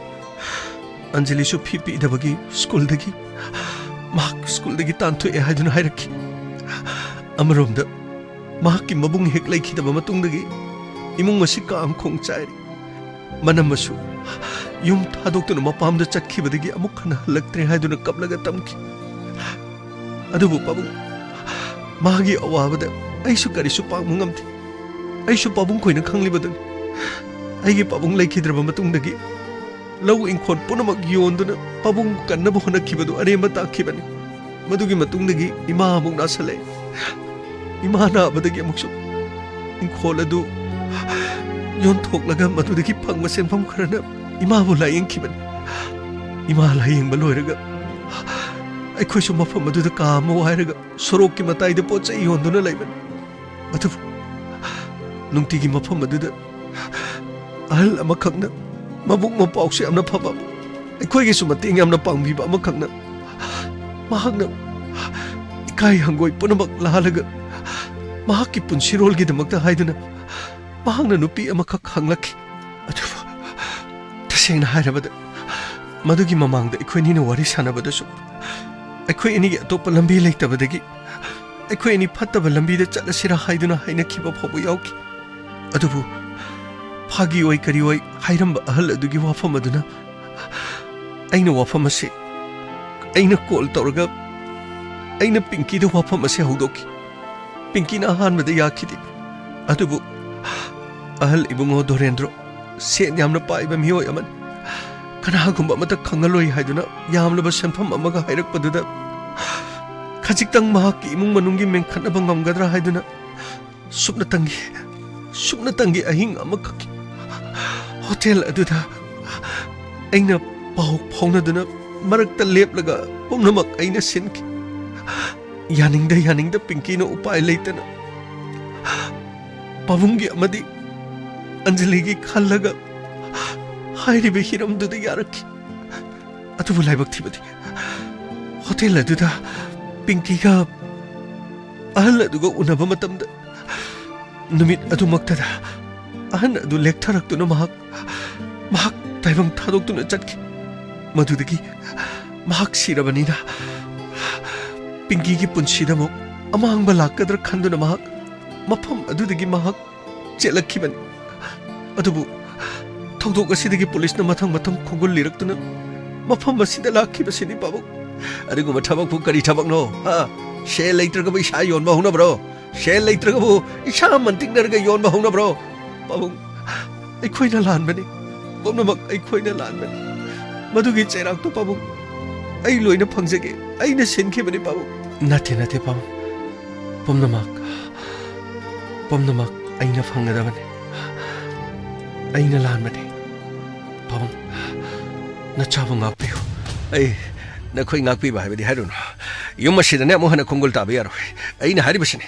ꯏꯕꯨꯡꯉꯣ inspector ꯃꯈꯣꯏꯁꯨ ꯄꯨꯈ꯭ꯔꯣ ꯃꯈꯣꯏꯁꯨ ꯄꯨꯔꯒꯅꯦ ꯃꯤ ꯍꯥꯠꯂꯣꯏ ꯍꯥꯏꯕ ꯅꯠꯇ꯭ꯔꯣ ꯃꯈꯣꯏ ꯃꯉꯛꯁꯝ ꯑꯁꯤꯗ ꯊꯧꯔꯤ ꯊꯨꯔꯒꯅꯦ ꯃꯈꯣꯏ ꯂꯣꯏꯅ ꯍꯥꯠꯈ꯭ꯔꯕꯁꯨ ꯑꯩꯅ ꯃꯈꯣꯏꯒꯤꯗꯃꯛꯇ ꯈꯣꯡꯒꯨꯜ ꯂꯤꯔꯛꯀꯗꯕ ꯅꯠꯇꯦ ꯑꯩ ꯃꯈꯣꯏꯒꯤꯗꯃꯛꯇ ꯑꯩ ꯈꯣꯡꯒꯨꯜ ꯂꯤꯔꯛꯀꯗꯕ ꯅꯠꯇꯦ ꯍꯥꯏꯔꯤꯕꯁꯤꯅꯤ ꯄꯥꯕꯨꯡ ꯑꯃꯨꯛꯇ ꯉꯥꯏꯕꯤꯈꯣ ꯄꯤꯡꯀꯤ ꯍꯧꯖꯤꯛ ꯁꯔꯖꯨꯅ ꯇꯝꯕꯗ ꯃꯍꯥꯛꯅ ꯍꯥꯏꯔꯤꯕ ꯋꯥꯐꯝ ꯑꯁꯤ ꯁꯔ ꯑꯩꯈꯣꯏꯅ ꯍꯥꯏꯕ ꯋꯥꯐꯝꯁꯤ ꯀꯔꯤꯁꯨ ꯊꯥꯖꯕꯤꯔꯔꯣꯏ ꯁꯔ ꯑꯁꯦꯡꯕꯗꯤ ꯋꯥꯐꯝ ꯑꯁꯤ ꯆꯤꯟꯅ ꯐꯥꯎꯕ ꯍꯥꯏꯗꯣꯛꯄꯗ ꯏꯀꯥꯏꯖꯕ ꯋꯥꯐꯝꯅꯤ ꯑꯗꯨꯕꯨ ꯂꯝꯕꯤ ꯑꯁꯤ ꯅꯠꯇꯅ ꯑꯩꯈꯣꯏꯒꯤꯗꯤ ꯑꯇꯣꯞꯄ ꯂꯝꯕꯤ ꯑꯃꯠꯇ ꯂꯩꯈꯤꯗꯦ ꯑꯅꯥꯕ ꯄꯥꯕꯨꯡꯕꯨ ꯑꯩꯅ ꯀꯗꯥꯏꯗꯒꯤ ꯑꯗꯨꯛ ꯌꯥꯝꯂꯕ ꯁꯦꯟꯐꯝꯅ ꯂꯥꯌꯦꯡꯕ ꯉꯝꯒꯅꯤ ꯑꯗꯨꯕꯨ ꯑꯩꯒꯤ ꯏꯇꯥꯅ ꯃꯥꯅ ꯀꯩꯊꯦꯜꯗ ꯄꯣꯠ ꯌꯣꯟꯕꯗ ꯑꯍꯜ ꯑꯃꯅ ꯃꯉꯣꯟꯗ ꯋꯥꯐꯝ ꯑꯁꯤ ꯍꯦꯛ ꯍꯧꯗꯣꯛꯏ ꯍꯥꯏꯗꯨꯅ ꯑꯩꯉꯣꯟꯗ ꯇꯠꯇꯅ ꯋꯥꯔꯤ ꯁꯥꯈꯤ ꯑꯩꯉꯣꯟꯗ ꯀꯌꯥꯔꯛ ꯃꯥꯅ ꯍꯥꯏꯈꯤ ꯑꯩꯅ ꯀꯌꯥꯔꯛ ꯌꯥꯈꯤꯗꯦ ꯑꯗꯨꯕꯨ ꯎꯄꯥꯏ ꯂꯩꯇ꯭ꯔꯕꯅꯤꯅ ꯋꯥꯐꯝ ꯑꯗꯨꯗ ꯑꯍꯤꯡ ꯆꯨꯞꯄ ꯈꯟꯕꯗꯒꯤ ꯑꯩꯅ ꯃꯃꯩ ꯊꯪꯗ ꯌꯥꯈꯤ ꯁꯨꯞꯅꯇꯪꯒꯤ ꯅꯣꯡꯃ ꯈꯛꯇꯅꯤ ꯍꯥꯏꯗꯨꯅ ꯑꯗꯨꯕꯨ ꯄꯨꯝꯅꯃꯛ ꯄ꯭ꯂꯥꯟ ꯁꯤꯟꯗꯨꯅ ꯑꯩꯒꯤ ꯑꯙꯥꯔ ꯀꯥꯔꯗ ꯁꯦꯝꯈꯤ ꯑꯙꯥꯔ ꯀꯥꯔꯗꯇ ꯑꯩꯈꯣꯏꯒꯤ ꯑꯟꯖꯂꯤꯒꯤ ꯃꯃꯤꯡ ꯍꯥꯞꯈꯤ ꯑꯗꯨꯒ ꯍꯣꯇꯦꯜ ꯑꯗꯨꯗ ꯑꯩꯈꯣꯏ ꯑꯍꯜꯗꯨꯒ ꯊꯦꯡꯅꯈꯤ ꯑꯍꯜ ꯑꯗꯨꯅ ꯍꯣꯇꯦꯜ ꯑꯗꯨꯗ ꯃꯍꯥꯛꯀꯤ ꯂꯩꯖꯕ ꯃꯍꯥꯛꯀꯤ ꯃꯈꯨꯠꯇ ꯁꯤꯕ ꯈꯨꯗꯣꯞ ꯄꯨꯝꯅꯃꯛ ꯑꯩꯉꯣꯟꯗ ꯂꯣꯏꯅ ꯄꯤꯊꯣꯔꯛꯈꯤ ꯑꯗꯨꯒ ꯃꯍꯥꯛꯀꯤ ꯁꯦꯟꯐꯝ ꯈꯔꯁꯨ ꯑꯩꯉꯣꯟꯗ ꯄꯤꯔꯛꯈꯤ ꯃꯍꯥꯛ ꯑꯩꯒꯤ ꯏꯁꯥꯗ ꯀꯔꯤꯒꯨꯝꯕ ꯑꯃꯠꯇ ꯁꯣꯛꯈꯤꯗꯦ ꯃꯍꯥꯛꯅ ꯑꯩꯉꯣꯟꯗ ꯀꯔꯤꯒꯨꯝꯕ ꯑꯔꯥꯟꯕ ꯑꯃꯠꯇ ꯆꯠꯊꯈꯤꯗꯦ ꯃꯍꯥꯛ ꯑꯗꯨꯛꯀꯤ ꯃꯇꯤꯛ ꯍꯔꯥꯎꯖꯈꯤ ꯑꯗꯨꯒ ꯃꯍꯥꯛꯅ ꯇꯦꯕ꯭ꯂꯦꯠ ꯑꯃ ꯄꯨꯊꯣꯔꯛꯇꯨꯅ ꯆꯥꯈꯤ ꯉꯥꯏꯍꯥꯛ ꯂꯩꯔꯒ ꯏꯁꯤꯡ ꯑꯃꯨꯛ ꯊꯛꯈꯤ ꯉꯥꯏꯍꯥꯛ ꯂꯩꯔꯒ ꯑꯃꯨꯛ ꯇꯦꯕ꯭ꯂꯦꯠ ꯑꯃꯨꯛ ꯆꯥꯏ ꯉꯥꯏꯍꯥꯛ ꯂꯩꯔꯒ ꯏꯁꯤꯡ ꯑꯃꯨꯛ ꯊꯛꯏ ꯑꯩꯅ ꯀꯔꯤꯒꯤ ꯆꯥꯔꯤꯅꯣ ꯍꯪꯕꯗꯁꯨ ꯃꯍꯥꯛꯅ ꯃꯍꯥꯛꯀꯤ ꯃꯁꯥꯒꯤ ꯒꯨꯂꯤ ꯆꯥꯗ ꯌꯥꯗꯕꯒꯤ ꯆꯥꯕꯅꯤ ꯍꯥꯏꯈꯤ ꯍꯣꯇꯦꯜ ꯑꯗꯨꯗ ꯃꯥꯡꯒ ꯑꯣꯟꯁꯤꯟꯅꯗꯨꯅ ꯐꯝꯂꯒ ꯋꯥꯔꯤ ꯑꯗꯨꯝ ꯁꯥꯟꯅꯗꯨꯅ ꯂꯩꯈꯤ ꯃꯍꯥꯛꯀꯤ ꯌꯥꯎꯕ ꯁꯦꯜ ꯄꯨꯝꯅꯃꯛ ꯑꯩꯉꯣꯟꯗ ꯄꯤꯊꯣꯛꯈꯤ ꯃꯈꯨꯠꯇ ꯁꯤꯕ ꯈꯨꯗꯣꯞ ꯄꯨꯝꯅꯃꯛꯁꯨ ꯂꯣꯏꯅ ꯄꯤꯈꯤ ꯑꯗꯨꯒ ꯑꯁꯤꯒꯨꯝꯕ ꯂꯝꯕꯤꯁꯤꯗ ꯀꯔꯤꯒꯤ ꯆꯠꯂꯤꯕꯅꯣ ꯍꯥꯏꯗꯨꯅ ꯃꯍꯥꯛꯅ ꯑꯩꯉꯣꯟꯗ ꯑꯃꯨꯛ ꯍꯥꯏꯈꯤ ꯑꯃꯨꯛꯁꯨ ꯅꯣꯛꯏ ꯑꯃꯨꯛꯁꯨ ꯍꯔꯥꯎꯖꯩ ꯑꯗꯨꯒ ꯃꯍꯥꯛꯀꯤ ꯂꯩꯖꯕ ꯄꯨꯝꯅꯃꯛ ꯕꯦꯛꯇ ꯌꯥꯎꯕ ꯁꯦꯟꯐꯝꯁꯤꯡꯁꯨ ꯑꯩꯉꯣꯟꯗ ꯂꯣꯏꯅ ꯄꯤꯊꯣꯔꯛꯈꯤ ꯑꯁꯨꯝꯅ ꯋꯥꯔꯤ ꯁꯥꯟꯅꯗꯨꯅ ꯂꯩꯔꯤꯉꯩꯗ ꯈꯪꯍꯧꯗꯅ ꯃꯍꯥꯛ ꯂꯦꯛꯊꯔꯛꯈꯤ ꯑꯗꯨꯕꯨ ꯑꯩ ꯍꯣꯇꯦꯜ ꯑꯗꯨꯗ ꯂꯩꯔꯤꯕ ꯃꯤꯁꯤꯡꯗ ꯄꯥꯎ ꯄꯤꯔꯨꯔꯕꯗꯤ ꯑꯩꯅ ꯃꯍꯥꯛꯄꯨ ꯍꯥꯠꯄꯅꯤ ꯍꯥꯏꯔꯛꯀꯗ꯭ꯔꯥ ꯍꯥꯏꯗꯨꯅ ꯑꯩ ꯄꯥꯈꯠꯈꯤ ꯑꯗꯨꯕꯨ ꯑꯩꯒꯤ ꯏꯐꯝꯗ ꯃꯍꯥꯛꯅ ꯄꯤꯔꯝꯕ ꯈꯨꯗꯣꯜꯁꯤꯡ ꯑꯗꯨꯁꯨ ꯑꯩꯅ ꯀꯔꯤꯒꯨꯝꯕ ꯍꯥꯏꯗꯣꯛꯂꯨꯔꯕꯗꯤ ꯃꯥꯒꯤ ꯃꯈꯨꯠꯇꯒꯤ ꯃꯥꯒꯤ ꯃꯁꯥꯗꯒꯤ ꯑꯩꯅ ꯂꯧꯊꯣꯛꯄ ꯃꯥꯟꯈ꯭ꯔꯅꯤ ꯃꯍꯥꯛꯅ ꯊꯃꯣꯏ ꯁꯦꯡꯅ ꯑꯩꯉꯣꯟꯗ ꯄꯤꯔꯝꯕ ꯁꯦꯟꯐꯝꯁꯤꯡ ꯑꯗꯨ ꯑꯩꯗꯤ ꯇꯉꯥꯏ ꯐꯗꯕꯅꯤꯅ ꯃꯐꯝ ꯑꯗꯨꯗꯒꯤ ꯑꯩ ꯄꯨꯔꯒ ꯆꯠꯅꯤꯡꯈꯤ ꯃꯗꯨꯗꯒꯤ ꯑꯩꯅ ꯃꯐꯝ ꯑꯗꯨꯗ ꯂꯩꯕ ꯆꯦ ꯀꯣꯂꯣꯝ ꯑꯃꯗ ꯄꯨꯛꯆꯦꯜ ꯆꯥꯎꯔꯕ ꯑꯍꯟ ꯑꯗꯨꯕꯨ ꯑꯩꯅ ꯁꯣꯔꯤ ꯑꯪꯀꯜ ꯅꯍꯥꯛ ꯑꯐꯕ ꯃꯤ ꯑꯃꯅꯤ ꯍꯥꯏꯗꯨꯅ ꯆꯦꯗ ꯏꯔꯝꯂꯒ ꯑꯩ ꯃꯐꯝ ꯑꯗꯨꯗꯒꯤ ꯂꯥꯛꯈꯤ ꯃꯐꯝ ꯑꯗꯨꯗꯒꯤ ꯑꯩ ꯊꯣꯔꯛꯈꯤ ꯀꯔꯤꯅꯣꯅꯦ ꯇꯥꯕ ꯌꯥꯕ ꯋꯥꯁꯨ ꯅꯠꯇꯕ ꯅꯪꯅ ꯍꯥꯏꯔꯤꯕ ꯋꯥꯐꯝꯗꯨꯗ ꯀꯅꯥꯅ ꯊꯥꯖꯒꯗꯧꯔꯤꯒꯦ ꯅꯪꯅ ꯐꯠꯇꯕ ꯂꯤꯆꯠ ꯅꯪꯅ ꯑꯣꯛꯇꯕ ꯂꯤꯆꯠ ꯆꯠꯂꯒ ꯃꯐꯝ ꯑꯗꯨꯗ ꯅꯪꯅ ꯁꯦꯟ ꯄꯨꯔꯛꯂꯒ ꯅꯄꯥ ꯑꯃꯗꯤ ꯅꯪꯕꯨ ꯅꯌꯥꯝꯕꯒꯤ ꯃꯆꯥꯕꯨ ꯅꯪꯅ ꯏꯃꯨꯡ ꯑꯁꯤꯗ ꯄꯥꯕꯨꯡ ꯑꯃꯨꯛꯇ ꯉꯥꯏꯕꯤꯈꯣ ꯃꯍꯥꯛꯅ ꯍꯥꯏꯔꯤꯕꯁꯤ ꯑꯆꯨꯝꯕꯅꯤ ꯀꯔꯤ ꯍꯥꯏꯕ 이봉원은 그리 해봐 ꯑꯁꯦꯡꯕꯅꯤ ꯑꯍꯟ ꯑꯗꯨꯒꯤ ꯄꯣꯁꯠꯃꯣꯔꯇꯦꯝ ꯔꯤꯄꯣꯔꯠꯇ ꯑꯍꯟ ꯑꯗꯨꯒꯤ ꯃꯁꯥꯗ ꯀꯔꯤꯒꯨꯝꯕ ꯆꯩꯐꯝ ꯑꯃꯠꯇ ꯂꯩꯇꯦ ꯃꯍꯥꯛꯄꯨ ꯅꯝꯗꯨꯅ ꯁꯣꯔ ꯊꯤꯡꯍꯟꯗꯨꯅ ꯍꯥꯠꯈꯤꯕꯁꯨ ꯅꯠꯇꯦ ꯃꯍꯥꯛꯀꯤ ꯀꯣꯖ ꯑꯣꯐ ꯗꯦꯠ ꯁꯤꯕꯒꯤ ꯃꯔꯝ ꯑꯁꯤ ꯁ꯭ꯇ꯭ꯔꯣꯛ ꯇꯧꯗꯨꯅ ꯂꯩꯈꯤꯗꯕꯅꯤ ꯍꯥꯏꯕꯁꯤ ꯄꯣꯁꯠꯃꯣꯔꯇꯦꯝꯗꯁꯨ ꯄꯜꯂꯤ ꯑꯗꯨꯕꯨ ꯑꯩꯈꯣꯏꯅ ꯆꯤꯡꯅꯔꯤꯕꯗꯤ ꯃꯥꯒꯤ ꯃꯈꯨꯠꯇ ꯁꯤꯔꯤꯕ ꯁꯅꯥ ꯂꯨꯄꯥ ꯃꯉꯛꯇꯒꯤ ꯆꯦꯟ ꯑꯗꯨꯒ ꯃꯍꯥꯛꯀꯤ ꯃꯁꯥꯗ ꯀꯔꯤꯒꯨꯝꯕ ꯁꯦꯟꯐꯝ ꯈꯔꯗꯤ ꯌꯥꯎꯔꯝꯒꯅꯤ ꯁꯦꯟꯐꯝ ꯑꯗꯨ ꯂꯩꯔꯝꯗꯕꯗꯨꯅ ꯃꯤꯑꯣꯏ ꯑꯗꯨꯅ ꯁꯦꯟ ꯄꯥꯏꯕ ꯃꯤ ꯑꯃꯅꯤ ꯍꯥꯏꯅ ꯈꯪꯕꯗꯒꯤ ꯑꯩꯈꯣꯏꯅ ꯈꯣꯡꯒꯨꯜꯂꯤꯕ ꯑꯗꯨꯕꯨ ꯊꯧꯗꯣꯛ ꯑꯁꯤ ꯄꯤꯡꯀꯤꯅ ꯄꯨꯂꯤꯁꯇ ꯄꯥꯎ ꯄꯤꯔꯒ ꯊꯣꯛꯂꯤꯕ ꯊꯧꯗꯣꯛ ꯑꯁꯤꯗ ꯃꯍꯥꯛꯀ ꯍꯣꯇꯦꯜ ꯑꯃꯗ ꯂꯩꯔꯝꯕꯅꯤ ꯃꯍꯥꯛ ꯂꯦꯛꯊꯕꯗꯒꯤ ꯂꯩꯈꯤꯗ꯭ꯔꯦ ꯍꯥꯏꯔꯕꯗꯤ ꯁꯔ ꯆꯨꯝꯃꯦ ꯑꯩꯒꯤ ꯏꯖꯠꯀꯤ ꯈꯟꯗꯨꯅ ꯑꯩꯅ ꯂꯣꯠꯁꯤꯜꯂꯨꯕꯅꯤ ꯃꯗꯣ ꯑꯩꯒꯤ ꯏꯔꯥꯜꯅꯤ ꯑꯩꯒꯤ ꯑꯔꯥꯟꯕꯅꯤ ꯄꯤꯡꯀꯤ ꯁꯔ ꯅꯈꯣꯏꯅ ꯊꯥꯡꯂꯤꯕ ꯈꯣꯡꯊꯥꯡꯗꯨꯗꯤ ꯑꯐꯕ ꯈꯣꯡꯊꯥꯡ ꯑꯃ ꯅꯠꯇꯦ ꯐꯅꯌꯥꯝ ꯅꯪꯕꯨ ꯅꯨꯡꯁꯤꯗꯨꯅ ꯑꯣꯏꯔꯕꯁꯨ ꯑꯍꯜꯗꯨꯅ ꯅꯉꯣꯟꯗ ꯀꯠꯊꯣꯛꯂꯝꯕ ꯑꯣꯏꯔꯕꯁꯨ ꯅꯪꯅ ꯇꯧꯔꯤꯕ ꯊꯕꯛꯇꯨꯗꯤ ꯑꯗꯨꯝꯅ ꯈꯛ ꯇꯧꯒꯗꯕ ꯅꯠꯇꯦ ꯁꯔ ꯑꯩꯁꯨ ꯈꯜꯂꯤ ꯑꯗꯨꯕꯨ ꯁꯔ ꯑꯩꯒꯤ ꯄꯨꯟꯁꯤꯗ ꯊꯣꯛꯈ꯭ꯔꯦ ꯑꯃꯨꯛ ꯍꯟꯅ ꯍꯟꯗꯣꯛꯄꯗꯤ ꯌꯥꯔꯔꯣꯏ ꯑꯗꯨꯕꯨ ꯂꯥꯏꯕꯛ ꯐꯕꯗꯒꯤ ꯑꯍꯜ ꯑꯗꯨꯅ ꯅꯪꯒꯤ ꯄꯨꯟꯁꯤꯕꯨꯗꯤ ꯃꯍꯥꯛꯅ ꯀꯟꯕꯤꯔꯝꯃꯤ ꯑꯗꯨꯒ ꯑꯥꯏꯟꯒꯤ ꯃꯤꯠꯌꯦꯡꯗꯗꯤ ꯃꯐꯝ ꯑꯗꯨꯗ ꯑꯍꯟꯗꯨꯅ ꯄꯤꯔꯝꯕ ꯄꯣꯠꯆꯩꯗꯨ ꯃꯗꯨꯒꯤ ꯋꯤꯠꯅꯦꯁ ꯀꯅꯥꯒꯨꯝꯕ ꯑꯃꯠꯇ ꯂꯩꯇꯕꯅꯤꯅ ꯑꯍꯜ ꯑꯗꯨꯅ ꯂꯩꯈꯤꯗ꯭ꯔ ꯃꯇꯨꯡꯗ ꯃꯍꯥꯛꯀꯤ ꯃꯁꯥꯗ ꯌꯥꯎꯔꯛꯄ ꯁꯦꯟꯐꯝꯁꯤꯡ ꯑꯗꯨ ꯅꯍꯥꯛꯅ ꯄꯨꯗꯨꯅ ꯆꯠꯈꯤ ꯍꯥꯏꯗꯨꯅ ꯑꯗꯨꯃꯛ ꯂꯩꯒꯗꯧꯔꯤꯕꯅꯤ ꯑꯥꯏꯟ ꯍꯥꯏꯕꯁꯤꯗꯤ ꯑꯥꯏꯟ ꯑꯗꯨꯒ ꯑꯩꯅ ꯅꯈꯣꯏꯗꯒꯤ ꯊꯥꯖꯕ ꯄꯥꯝꯃꯤ ꯅꯈꯣꯏꯅ ꯇꯧꯔꯤꯕ ꯊꯕꯛꯁꯤ ꯃꯇꯨꯡꯗ ꯑꯃꯨꯛ ꯍꯟꯅ ꯇꯧꯔꯣꯏ ꯍꯥꯏꯅ ꯁꯔ ꯑꯩ ꯃꯇꯨꯡꯗ ꯑꯃꯨꯛ ꯍꯟꯅ ꯅꯈꯣꯏꯒꯤ ꯏꯃꯨꯡ ꯃꯅꯨꯡꯒꯤ ꯐꯤꯕꯝ ꯅꯈꯣꯏꯅ ꯂꯧꯔꯤꯕ ꯊꯧꯗꯥꯡ ꯑꯗꯨꯒꯤꯗꯃꯛꯇꯗꯤ ꯏꯀꯥꯏ ꯈꯨꯝꯅꯩ ꯑꯗꯨꯒ ꯊꯕꯛ ꯑꯁꯤꯗꯤ ꯑꯐꯕ ꯊꯕꯛ ꯅꯠꯇꯦ ꯑꯗꯨꯒꯨꯝꯕ ꯑꯔꯥꯟꯕ ꯄꯨꯟꯁꯤ ꯈꯣꯡꯊꯥꯡ ꯑꯃꯗ ꯆꯠꯇ꯭ꯔꯕꯁꯨ ꯍꯤꯡꯅꯅꯕꯒꯤ ꯂꯝꯕꯤ ꯄꯤꯛꯊꯅ ꯂꯩꯅ ꯑꯗꯨꯒ ꯁꯔꯖꯨ ꯁꯔ ꯅꯍꯥꯛꯅ ꯍꯤꯡꯅꯅꯕꯒꯤꯗꯃꯛꯇ ꯂꯝꯕꯤꯒꯤ ꯃꯇꯥꯏꯗ ꯄꯣꯠꯇꯤ ꯌꯣꯜꯂꯤ ꯏꯃꯨꯡ ꯃꯅꯨꯡꯗꯤ ꯄꯨꯔꯒ ꯆꯠꯂꯤ ꯑꯗꯨꯒ ꯅꯃꯥꯟꯅꯕꯤ ꯑꯗꯨꯕꯨꯅ ꯅꯣꯔꯣꯛ ꯀꯣꯝꯗ ꯄꯨꯊꯅꯅꯕ ꯁꯔ ꯑꯩ ꯃꯃꯥꯡ ꯊꯛꯇꯁꯨ ꯇꯧꯈꯤꯗ꯭ꯔꯤ ꯑꯗꯨꯒ ꯂꯩꯈꯤꯗ꯭ꯔꯕ ꯑꯍꯟ ꯑꯗꯨꯒ ꯃꯗꯨꯅ ꯑꯍꯥꯟꯕꯅꯤ ꯃꯇꯨꯡꯗꯁꯨ ꯑꯩ ꯑꯃꯨꯛ ꯍꯟꯅ ꯑꯉꯛꯄꯅꯤ ꯏꯟꯈꯠꯂꯛꯂꯤꯕ ꯅꯈꯣꯏꯒꯤ ꯋꯥꯈꯜꯗ ꯏꯃꯨꯡ ꯃꯅꯨꯡꯒꯤ ꯂꯩꯇ ꯂꯥꯏꯔꯕꯕꯨ ꯅꯁꯥꯒꯤ ꯏꯖꯠꯀ ꯑꯣꯟꯅꯒꯅꯤ ꯍꯥꯏꯅ ꯈꯜꯂꯤꯕ ꯋꯥꯈꯜ ꯑꯗꯨꯕꯨ ꯀꯔꯤ ꯋꯥꯈꯜꯅꯣ ꯏꯁꯥꯒꯤ ꯏꯖꯠ ꯍꯥꯏꯕꯁꯤꯗꯤ ꯅꯨꯄꯤꯒꯤꯗꯤ ꯂꯣꯏꯔꯕꯅꯤ ꯅꯨꯄꯤꯒꯤ ꯃꯄꯣꯛꯇ ꯏꯁꯥꯒꯤ ꯊꯋꯥꯏꯗꯒꯤꯁꯨ ꯏꯖꯠꯅ ꯍꯦꯟꯅ ꯃꯥꯡꯗ ꯂꯩꯒꯗꯕꯅꯤ ꯄꯥꯕꯨꯡ ꯋꯥꯔꯧꯕꯤꯕꯗꯤ ꯌꯥꯗꯦ ꯑꯗꯣꯝꯅꯁꯨ ꯋꯥꯐꯝ ꯑꯁꯤ ꯃꯅꯥ ꯃꯅꯤꯟ ꯅꯥꯏꯕꯤꯒꯅꯨ ꯑꯗꯣꯝꯒꯤ ꯏꯆꯥꯕꯨ ꯑꯩꯈꯣꯏꯅ ꯀꯟꯈꯠꯆꯕꯒꯤ ꯋꯥꯁꯨ ꯅꯠꯇꯦ ꯃꯈꯣꯏꯅ ꯇꯧꯔꯤꯕꯁꯤ ꯑꯃꯔꯣꯝꯗ ꯑꯐꯕ ꯊꯕꯛ ꯅꯠꯇꯦ ꯑꯥꯏꯟꯒꯤ ꯃꯤꯠꯌꯦꯡꯗꯗꯤ ꯇꯉꯥꯏ ꯐꯗꯅ ꯄꯨꯂꯤꯁ ꯁ꯭ꯇꯦꯁꯟꯗ ꯆꯠꯇꯕꯗꯤ ꯌꯥꯔꯣꯏ ꯑꯗꯨꯕꯨ ꯑꯩꯈꯣꯏ ꯅꯨꯄꯤ ꯄꯨꯂꯤꯁ ꯌꯥꯎꯔꯤ ꯃꯈꯣꯏ ꯁ꯭ꯇꯦꯁꯟ ꯐꯥꯎꯕꯗꯪꯗꯤ ꯑꯩꯈꯣꯏ ꯄꯨꯖꯒꯦ ꯑꯗꯨꯒ ꯃꯈꯥ ꯇꯥꯕꯗꯤ ꯃꯈꯣꯏꯒꯤ ꯑꯐꯕ ꯂꯝꯕꯤ ꯑꯃꯒꯤꯗꯃꯛ ꯃꯈꯣꯏꯕꯨ ꯅꯤꯡꯊꯤꯖꯅ ꯀꯥꯎꯟꯁꯤꯂꯤꯡ ꯄꯤꯔꯒ ꯃꯈꯣꯏꯒꯤ ꯄꯨꯟꯁꯤ ꯀꯟꯅꯅꯕꯒꯤꯗꯃꯛ ꯍꯣꯠꯅꯖꯒꯦ ꯄꯥꯕꯨꯡ ꯁꯔ ꯀꯩꯗꯧꯔꯦ ꯁꯔ ꯀꯔꯤꯅꯣ ꯑꯩꯈꯣꯏꯅ ꯊꯤꯕꯗꯣ ꯁꯔ ꯃꯣꯏ ꯊꯤꯕ ꯐꯪꯗ꯭ꯔꯦ ꯍꯥꯏꯔꯒ ꯁꯔ ꯀꯦꯁꯁꯦ ꯀꯣꯛ ꯂꯣꯏꯁꯤꯟꯈꯤꯕꯗꯤ ꯀꯔꯤꯒꯥꯏ ꯁꯔ ꯒꯥꯎꯉꯩ ꯁꯔ ꯀꯔꯤꯅꯣ ꯍꯧꯖꯤꯛ ꯐꯥꯎꯕ ꯊꯤꯕ ꯈꯪꯗ꯭ꯔꯤ ꯍꯥꯏꯔꯒ ꯁꯔ ꯂꯣꯏꯁꯟꯗꯕ ꯀꯦꯁꯁꯨ ꯃꯁꯤꯡ ꯂꯥꯡꯉꯝꯗꯅ ꯂꯩꯕꯅꯤꯅ ꯁꯔ ꯍꯧꯖꯤꯛꯀꯤꯗꯨꯗꯤ ꯁꯔ ꯑꯍꯟꯗꯨꯅꯁꯨ ꯏꯖꯠ ꯃꯥꯡꯍꯟꯗꯦ ꯍꯥꯏꯕꯁꯨ ꯂꯩꯔꯦ ꯑꯗꯨꯒ ꯑꯍꯟꯗꯨꯅꯁꯨ ꯀꯔꯤꯅꯣ ꯂꯣꯏꯅ ꯃꯥꯒꯤ ꯁꯦꯟ ꯊꯨꯝꯁꯨ ꯂꯣꯏꯅ ꯄꯤꯊꯣꯛꯆꯔꯝꯃꯦ ꯍꯥꯏꯕꯅꯤꯅ ꯃꯥꯅ ꯁ꯭ꯇ꯭ꯔꯣꯛ ꯇꯧꯔꯒ ꯁꯤꯗꯣꯛꯈꯤꯕꯅꯤꯅ ꯁꯔ ꯒꯥꯎꯃꯩ ꯑꯔꯥꯟꯕ ꯍꯥꯏꯕꯁꯤꯗꯤ ꯑꯔꯥꯟꯕꯅꯤ ꯃꯈꯣꯏꯅ ꯊꯥꯡꯂꯤꯕ ꯈꯣꯡꯊꯥꯡꯗꯣ ꯑꯔꯥꯟꯕꯅꯤ ꯁꯔ ꯑꯗꯨꯕꯨꯗꯤ ꯀꯔꯤꯅꯣ ꯏꯟꯈꯠꯆꯔꯛꯄꯅꯤꯅ ꯆꯍꯤꯁꯨ ꯌꯥꯝꯖꯗ꯭ꯔꯕꯅꯤꯅ ꯁꯔ ꯍꯟꯗꯛꯀꯤ ꯃꯇꯥꯡꯁꯦ ꯑꯗꯨꯝ ꯉꯥꯛꯄꯤꯔꯒ ꯁꯔ ꯑꯩꯈꯣꯏꯅ ꯃꯣꯏꯕꯨ ꯀꯔꯤꯅꯣ ꯁꯔ ꯇꯞꯅ ꯑꯗꯨꯝ ꯊꯥꯗꯣꯛꯑꯝꯃꯒ ꯂꯣꯏꯔꯦ ꯁꯔ ꯍꯌꯦꯡ ꯑꯃꯨꯛ ꯀꯔꯤꯅꯣ ꯑꯔꯥꯟꯕ ꯇꯧꯔꯛꯑꯁꯨ ꯃꯀꯣꯛ ꯐꯥꯖꯤꯟꯕ ꯌꯥꯅꯅꯕ ꯀꯥꯃꯩ ꯑꯥꯏꯟꯕꯨ ꯑꯩꯈꯣꯏꯅ ꯈꯨꯠꯇꯣ ꯈꯛ ꯄꯥꯏꯔꯣꯏꯗꯕꯅꯤ ꯇꯧꯐꯝ ꯊꯣꯛꯄ ꯑꯩꯈꯣꯏꯒꯤ ꯊꯧꯗꯤ ꯇꯧꯒꯗꯕꯅꯤ ꯌꯦꯁ ꯄꯨꯂꯤꯁ ꯁ꯭ꯇꯦꯁꯟ ꯐꯥꯎꯕꯗꯪꯗꯤ ꯄꯨꯅꯅꯕ ꯇꯧꯁꯤ ꯃꯗꯨꯒꯤ ꯃꯇꯨꯡꯗ ꯃꯈꯣꯏꯒ ꯑꯩꯈꯣꯏꯒꯤ ꯌꯥꯅꯕ ꯊꯥꯖꯅꯕ ꯄꯨꯝꯅꯃꯛꯁꯤꯡ ꯑꯗꯨ ꯌꯦꯡꯂꯒ ꯍꯧꯔꯛꯂꯤꯕ ꯃꯈꯣꯏꯒꯤ ꯄꯨꯟꯁꯤꯒꯤ ꯑꯃꯗꯤ ꯑꯁꯣꯟꯕ ꯃꯄꯥꯒꯤ ꯑꯃꯗꯤ ꯑꯉꯥꯡ ꯑꯁꯤꯒꯤ ꯌꯦꯡꯂꯒ ꯑꯃꯔꯣꯝꯗ ꯑꯃꯨꯛ ꯁꯔꯖꯨꯒꯤꯁꯨ ꯃꯍꯥꯛꯀꯤ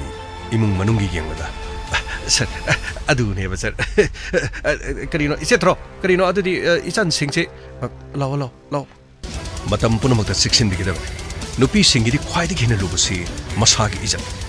ꯏꯖꯠꯄꯨ ꯌꯣꯜꯂꯒ ꯈꯛ ꯏꯃꯨꯡ ꯃꯅꯨꯡ ꯊꯥꯛꯅꯅꯕ ꯍꯣꯠꯅꯕꯤꯒꯅꯨ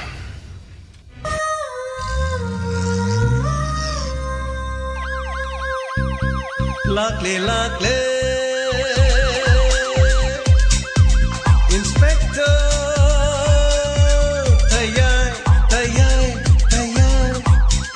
lakle lakle Anana thagachari ngasigi inspector tayai aroiba sorry uncle ohum suba tangkak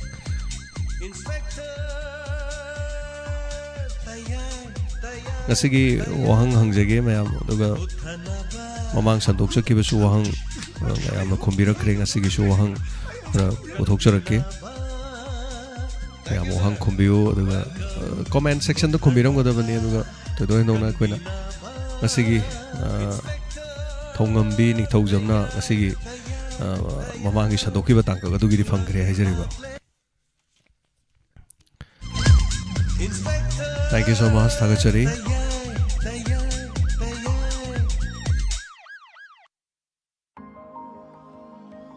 Hanana thagachari me apura mangasi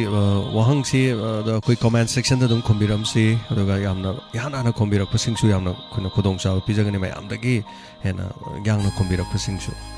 ngasi gi koi sumaina tawi haibadu khangnana ba masu semjagre hanana thagachari wari si da yaukiba akoigi hotel haitare hotel adugi maming kari go han mo wahang hotel adugi maming kari go boge wari si da yaukiba hotel adugi maming kari go boge hotel adugi maming habiu name of the hotel aduga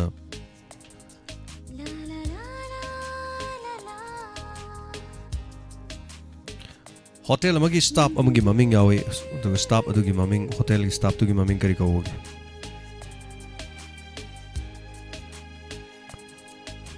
aduga hojik computer su yai wari tabi basing na haiba tare ko akoina som tabi ri basing sigi khanga chabane koina khudol tamjar gadawni hai tare ngasi na taba topa no medam da aduga ngasigi mana akoina phangi bedasu thongambi ningthaujam su magi gpay natraga my account number ko da thabi ro khoina ngamjaba khudolom pijara kadoini aduga lekai amagi ahal amakak yauki ahal ani yauki ahal ani du manung da ahal amagi maming kari ko boge kaya mo yam wari se monna tabi ge na me yamna to ne nu khombirakani soidana thawai yawba me yam yawe dum soidana khombirakani haibagi thajaba dum leijai aduga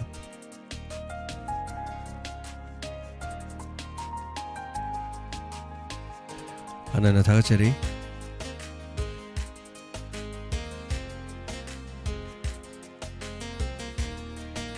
Thank you so much hojik khombasu yaurei Thank you so much comment section da dum khomiramo yam nuai hari base tai wahang mayam hangjadraga su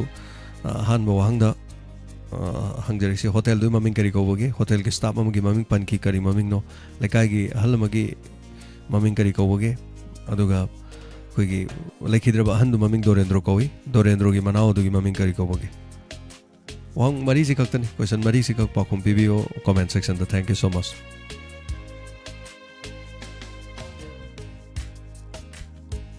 anana thagachari mayam comment masa amani dang pajagi am ten dang na duga anana thagachari ba mayam punomapu aduga rakesh oinam thagachari rakesh oinam nagi matem pajagi ngasigi sorry uncle aroi ba sarog aduki matik phajai mitegi pita ba khangode ngamaina hari sina phari anta pire anyway ꯍꯥꯠꯄ ꯅꯠꯇꯕ ꯊꯧꯗꯣꯛ ꯑꯃꯗ ꯍꯥꯏꯕ ꯇꯥꯔꯦ ꯑꯗꯣ ꯃꯤꯁꯤ ꯑꯃꯗꯒꯤ ꯊꯣꯛꯈꯤꯕ ꯋꯥꯔꯤꯗꯨꯅꯤ ꯃꯌꯥꯝꯅ ꯐ꯭ꯂꯥꯁ ꯇꯧꯔꯤ ꯁꯨꯃꯥꯏꯅ ꯇꯧꯕꯁꯨ ꯊꯧꯗꯣꯛꯁꯤ ꯂꯩꯕꯣꯏꯔꯦ ꯍꯥꯏꯕꯗꯨ ꯈꯪꯍꯟꯅꯤꯡꯕ ꯍꯥꯏꯇꯥꯔꯦ ꯁꯣ ꯑꯦꯝ ꯕꯦꯃꯣꯂꯥ ꯗꯦꯕꯤ ꯊꯥꯒꯠꯆꯔꯤ ꯉꯁꯤꯒꯤ ꯋꯥꯔꯤ ꯑꯪꯀꯜ ꯐꯖꯩꯅ ꯇꯥꯛꯄꯤꯔꯛꯄ ꯊꯥꯒꯠꯆꯔꯤ ꯃꯤꯠꯇꯒꯤ ꯄꯤ ꯇꯥꯈꯤꯕꯁꯨ ꯈꯪꯍꯧꯗꯦꯅ ꯇꯥꯛꯄꯤꯔꯦ ꯐꯖꯕ ꯇꯥꯡꯀꯛ ꯃꯇꯥꯡꯗ ꯍꯥꯏꯕ ꯇꯥꯔꯦ ꯊꯦꯡꯛ ꯌꯨ ꯁꯣ ꯃꯆ ꯊꯥꯒꯠꯆꯔꯤ ꯑꯗꯨ ꯃꯦꯗꯝ ꯕꯦꯅꯣꯗꯤꯅꯤ ꯁꯕꯤꯔ ꯃꯥꯏꯕꯝ ꯊꯥꯒꯠꯆꯔꯤ ꯂꯣꯏꯔꯦ ꯇꯥꯛꯄꯤꯔꯦ ꯇꯣꯏꯖꯝ ꯔꯦꯅꯨ ꯊꯥꯒꯠꯆꯔꯤ ꯃꯈꯣꯏ ꯑꯅꯤꯃꯛ ꯃꯔꯥꯟ ꯑꯃꯠꯇ ꯂꯩꯔꯝꯗ꯭ꯔꯦ ꯑꯦꯅꯤꯋꯦ ꯃꯔꯥꯟꯕꯨꯗꯤ ꯑꯗꯨꯝ ꯂꯩꯕꯅꯤ ꯑꯥꯏꯟꯒꯤ ꯃꯤꯠꯌꯦꯡꯗꯗꯤ ꯃꯣꯏꯅ ꯇꯧꯔꯤꯗꯣ ꯑꯐꯕꯗꯤ ꯅꯠꯇꯦꯗꯅ ꯑꯗꯨꯕꯨ ꯂꯩꯇꯕꯗꯒꯤ ꯇꯧꯕ ꯑꯣꯏꯔꯁꯨ ꯊꯕꯛꯇꯨꯗꯤ ꯐꯠꯇꯦ ꯍꯥꯏꯕꯅꯤ ꯑꯗꯨꯒ ꯀꯥꯏꯗꯤ ꯀꯥꯏꯈꯤꯗꯕ ꯀꯥꯏꯒꯦ ꯇꯧꯕꯗ ꯊꯥꯡꯉꯤꯕ ꯈꯣꯡꯊꯥꯡꯗꯨꯗꯤ ꯑꯔꯥꯟꯕꯗꯤ ꯀꯧꯋꯦ ꯑꯗꯣ ꯑꯃ ꯑꯣꯏꯔꯦ ꯑꯗꯨꯅ ꯁ꯭ꯇ꯭ꯔꯣꯛ ꯇꯧꯕꯅꯤ ꯍꯥꯏꯗꯨꯗꯤ ꯉꯁꯥꯏꯒꯤ ꯄꯣꯁꯃꯣꯔꯇꯦꯝꯒꯤ ꯔꯤꯄꯣꯔꯠꯅ ꯈꯪꯈꯤꯕꯅꯦ ꯑꯗꯨꯅ ꯑꯜꯂꯝꯗ ꯇꯥꯔꯗꯤ ꯃꯥꯅ ꯍꯥꯠꯄꯅꯤ ꯍꯥꯏꯗꯣꯏꯅꯤꯗ ꯂꯟꯗꯣꯅꯤ ꯐꯦꯔꯣꯏꯖꯝ ꯊꯥꯒꯠꯆꯔꯤ ꯍꯥꯟꯅꯅ ꯒꯥꯃꯩꯒꯤ ꯃꯤꯅꯨꯡꯁꯤ ꯌꯥꯝ ꯂꯩꯀꯣ ꯍꯦꯟꯁꯝ ꯊꯥꯒꯠꯆꯔꯤ ꯒꯣꯗ ꯕ꯭ꯂꯦꯁ ꯌꯨ ꯇꯥꯛꯄꯤꯔꯛꯄ ꯅꯤꯡꯊꯧꯖꯝ ꯁꯃꯥꯖ ꯁꯈꯤ ꯁꯥꯔ ꯃꯤꯑꯣꯏꯕꯒꯤ ꯋꯥꯈꯜꯂꯣꯟ ꯌꯦꯁ ꯑꯆꯨꯝꯕꯅꯤ ꯇꯥꯡꯖꯝ ꯑꯟꯖꯅꯥ ꯊꯥꯒꯠꯆꯔꯤ ꯑꯗꯨꯒ ꯋꯥꯆꯤꯡ ꯐ꯭ꯔꯣꯝ ꯇ꯭ꯔꯤꯄꯨꯔꯥ ꯊꯥꯒꯠꯆꯔꯤ ꯍꯦꯟꯁꯝ ꯑꯗꯨꯒ ꯑꯃꯤꯁ ꯑꯦꯝ ꯀꯦ ꯊꯥꯒꯠꯆꯔꯤ ꯋꯥꯔꯤ ꯐꯖꯅ ꯇꯥꯛꯄꯤꯔꯛꯄ ꯁꯣꯃꯣꯕꯂꯥ ꯁꯣꯔꯣꯛꯈꯥꯏꯕꯝ ꯊꯥꯒꯠꯆꯔꯤ ꯉꯁꯤ ꯂꯥꯏꯚ ꯌꯥꯎꯖꯔꯤ ꯊꯥꯒꯠꯆꯔꯤ ꯂꯥꯏꯚ ꯌꯥꯎꯕꯤꯕꯒꯤꯗꯃꯛ ꯃꯇꯣꯝ ꯂꯥꯡꯂꯦꯝꯕꯤ ꯊꯥꯒꯠꯆꯔꯤ ꯑꯪꯀꯜ ꯋꯥꯔꯤ ꯌꯥꯝꯅ ꯐꯖꯩ ꯇꯥꯛꯄꯤꯔꯦ ꯊꯦꯡꯛ ꯌꯨ ꯁꯣ ꯃꯆ ꯃꯦꯗꯥꯝ ꯑꯟꯖꯅꯥ ꯆꯦꯡꯂꯩ ꯊꯥꯒꯠꯆꯔꯤ ꯋꯥꯔꯤ ꯅꯨꯡꯉꯥꯏ ꯇꯥꯛꯄꯤꯔꯕ ꯖꯣꯏ ꯆꯟꯗ꯭ꯔ ꯂꯩꯍꯥꯎ ꯊꯥꯕꯝ ꯊꯥꯒꯠꯆꯔꯤ ꯑꯗꯨꯒ ꯉꯥꯡꯕꯤꯇꯣꯟ ꯊꯥꯒꯠꯆꯔꯤ ꯃꯌꯥꯝ ꯒ꯭ꯌꯥꯟ ꯇꯥꯃꯤꯟꯅꯁꯤ ꯑꯐꯕ ꯑꯣꯏꯃꯤꯟꯅꯁꯤ ꯇꯣꯛꯆꯣꯝ ꯒꯨණꯄꯇꯤ ꯊꯥꯒꯠꯆꯔꯤ ꯀꯨꯏꯔꯦꯗ ꯃꯤꯌꯥꯝ ꯃꯔꯛꯇ ꯌꯥꯎꯕ ꯉꯝꯗꯕ ꯇꯥꯕꯗꯤ ꯂꯦꯞꯇꯅ ꯑꯗꯨꯝ ꯇꯥꯖꯩꯅ ꯇꯥꯛꯄꯤꯔꯦ ꯊꯥꯒꯠꯆꯔꯤ ꯔꯥꯅꯤꯃꯂꯥ ꯂꯩꯁꯥꯡꯊꯦꯝ ꯊꯥꯒꯠꯆꯔꯤ ꯉꯁꯤꯒꯤ ꯋꯥꯔꯤ ꯅꯨꯡꯉꯥꯏꯅ ꯀꯨꯟꯖꯔꯥꯅꯤ ꯅꯣꯡꯊꯣꯝꯕꯝ ꯊꯥꯒꯠꯆꯔꯤ ꯊꯦꯡꯛ ꯌꯨ ꯈꯨꯔꯥꯏꯖꯝ ꯃꯦꯃꯤ ꯊꯥꯒꯠꯆꯔꯤ ꯁꯔꯖꯨ ꯈꯟꯊꯍꯧꯗꯕ ꯋꯥꯈꯜꯅ ꯋꯥꯕ ꯇꯥꯔꯦ ꯌꯦꯁ ꯑꯃꯔꯖꯤꯠ ꯊꯥꯒꯠꯆꯔꯤ आईफोन पाइबी मैम चाहदन पाइब चेक्सनबीओ येस अफबदुनी अफब ओइबदुनी मैम सक्सिन हाइतारे लेना इनाउ थागचरी इनाउ थोकसों मसी लाइव यावरे थागचरी दोइ चंद्र थागचरी दनवीर सनसम यस राइट अवार्ड अमदी सोइदना ना तापिरे इफेम चानिंग थोकसम थागचरी वरी फजेन तापिरे बसोनेन कुमार थागचरी असेंगमनी दादा नुपीगी जत हाइबसे इसाना ngakadabani yes aduni aroibada leiri wafam se haitare ado rohit crystal thagachari anyway amore wari da wari oibe wani aduna thodoksi di true story amadagi lokthokpane wari se aduna thagachari mayamna di crime report na haiba crime reports ngaktani inspector te aide sanai se aduna kana maming matha adu ada na loi onthoga da oi wani khara mayamda koina kanaba rom da puthokna ba haitare ko thagachari jemi jojo thank you so much sabir maibam topa mi be ai thagachari mayam punamak Sakuntala Maibam Thagachari, Indo Inam, Joymati Thagachari, Rohida Kristel, Berjesori Takil Changmam Thagachari, Tokchom Gunapati, Amita Thagachari. Thank you so much, Amita. Namchilu Gonmai Thagachari, Siwari Tangak Anufasina Tapirakwa. Thank you. Kangjam Thoiba. कुंभंगम द्रसु वारी असी नमियाम्बु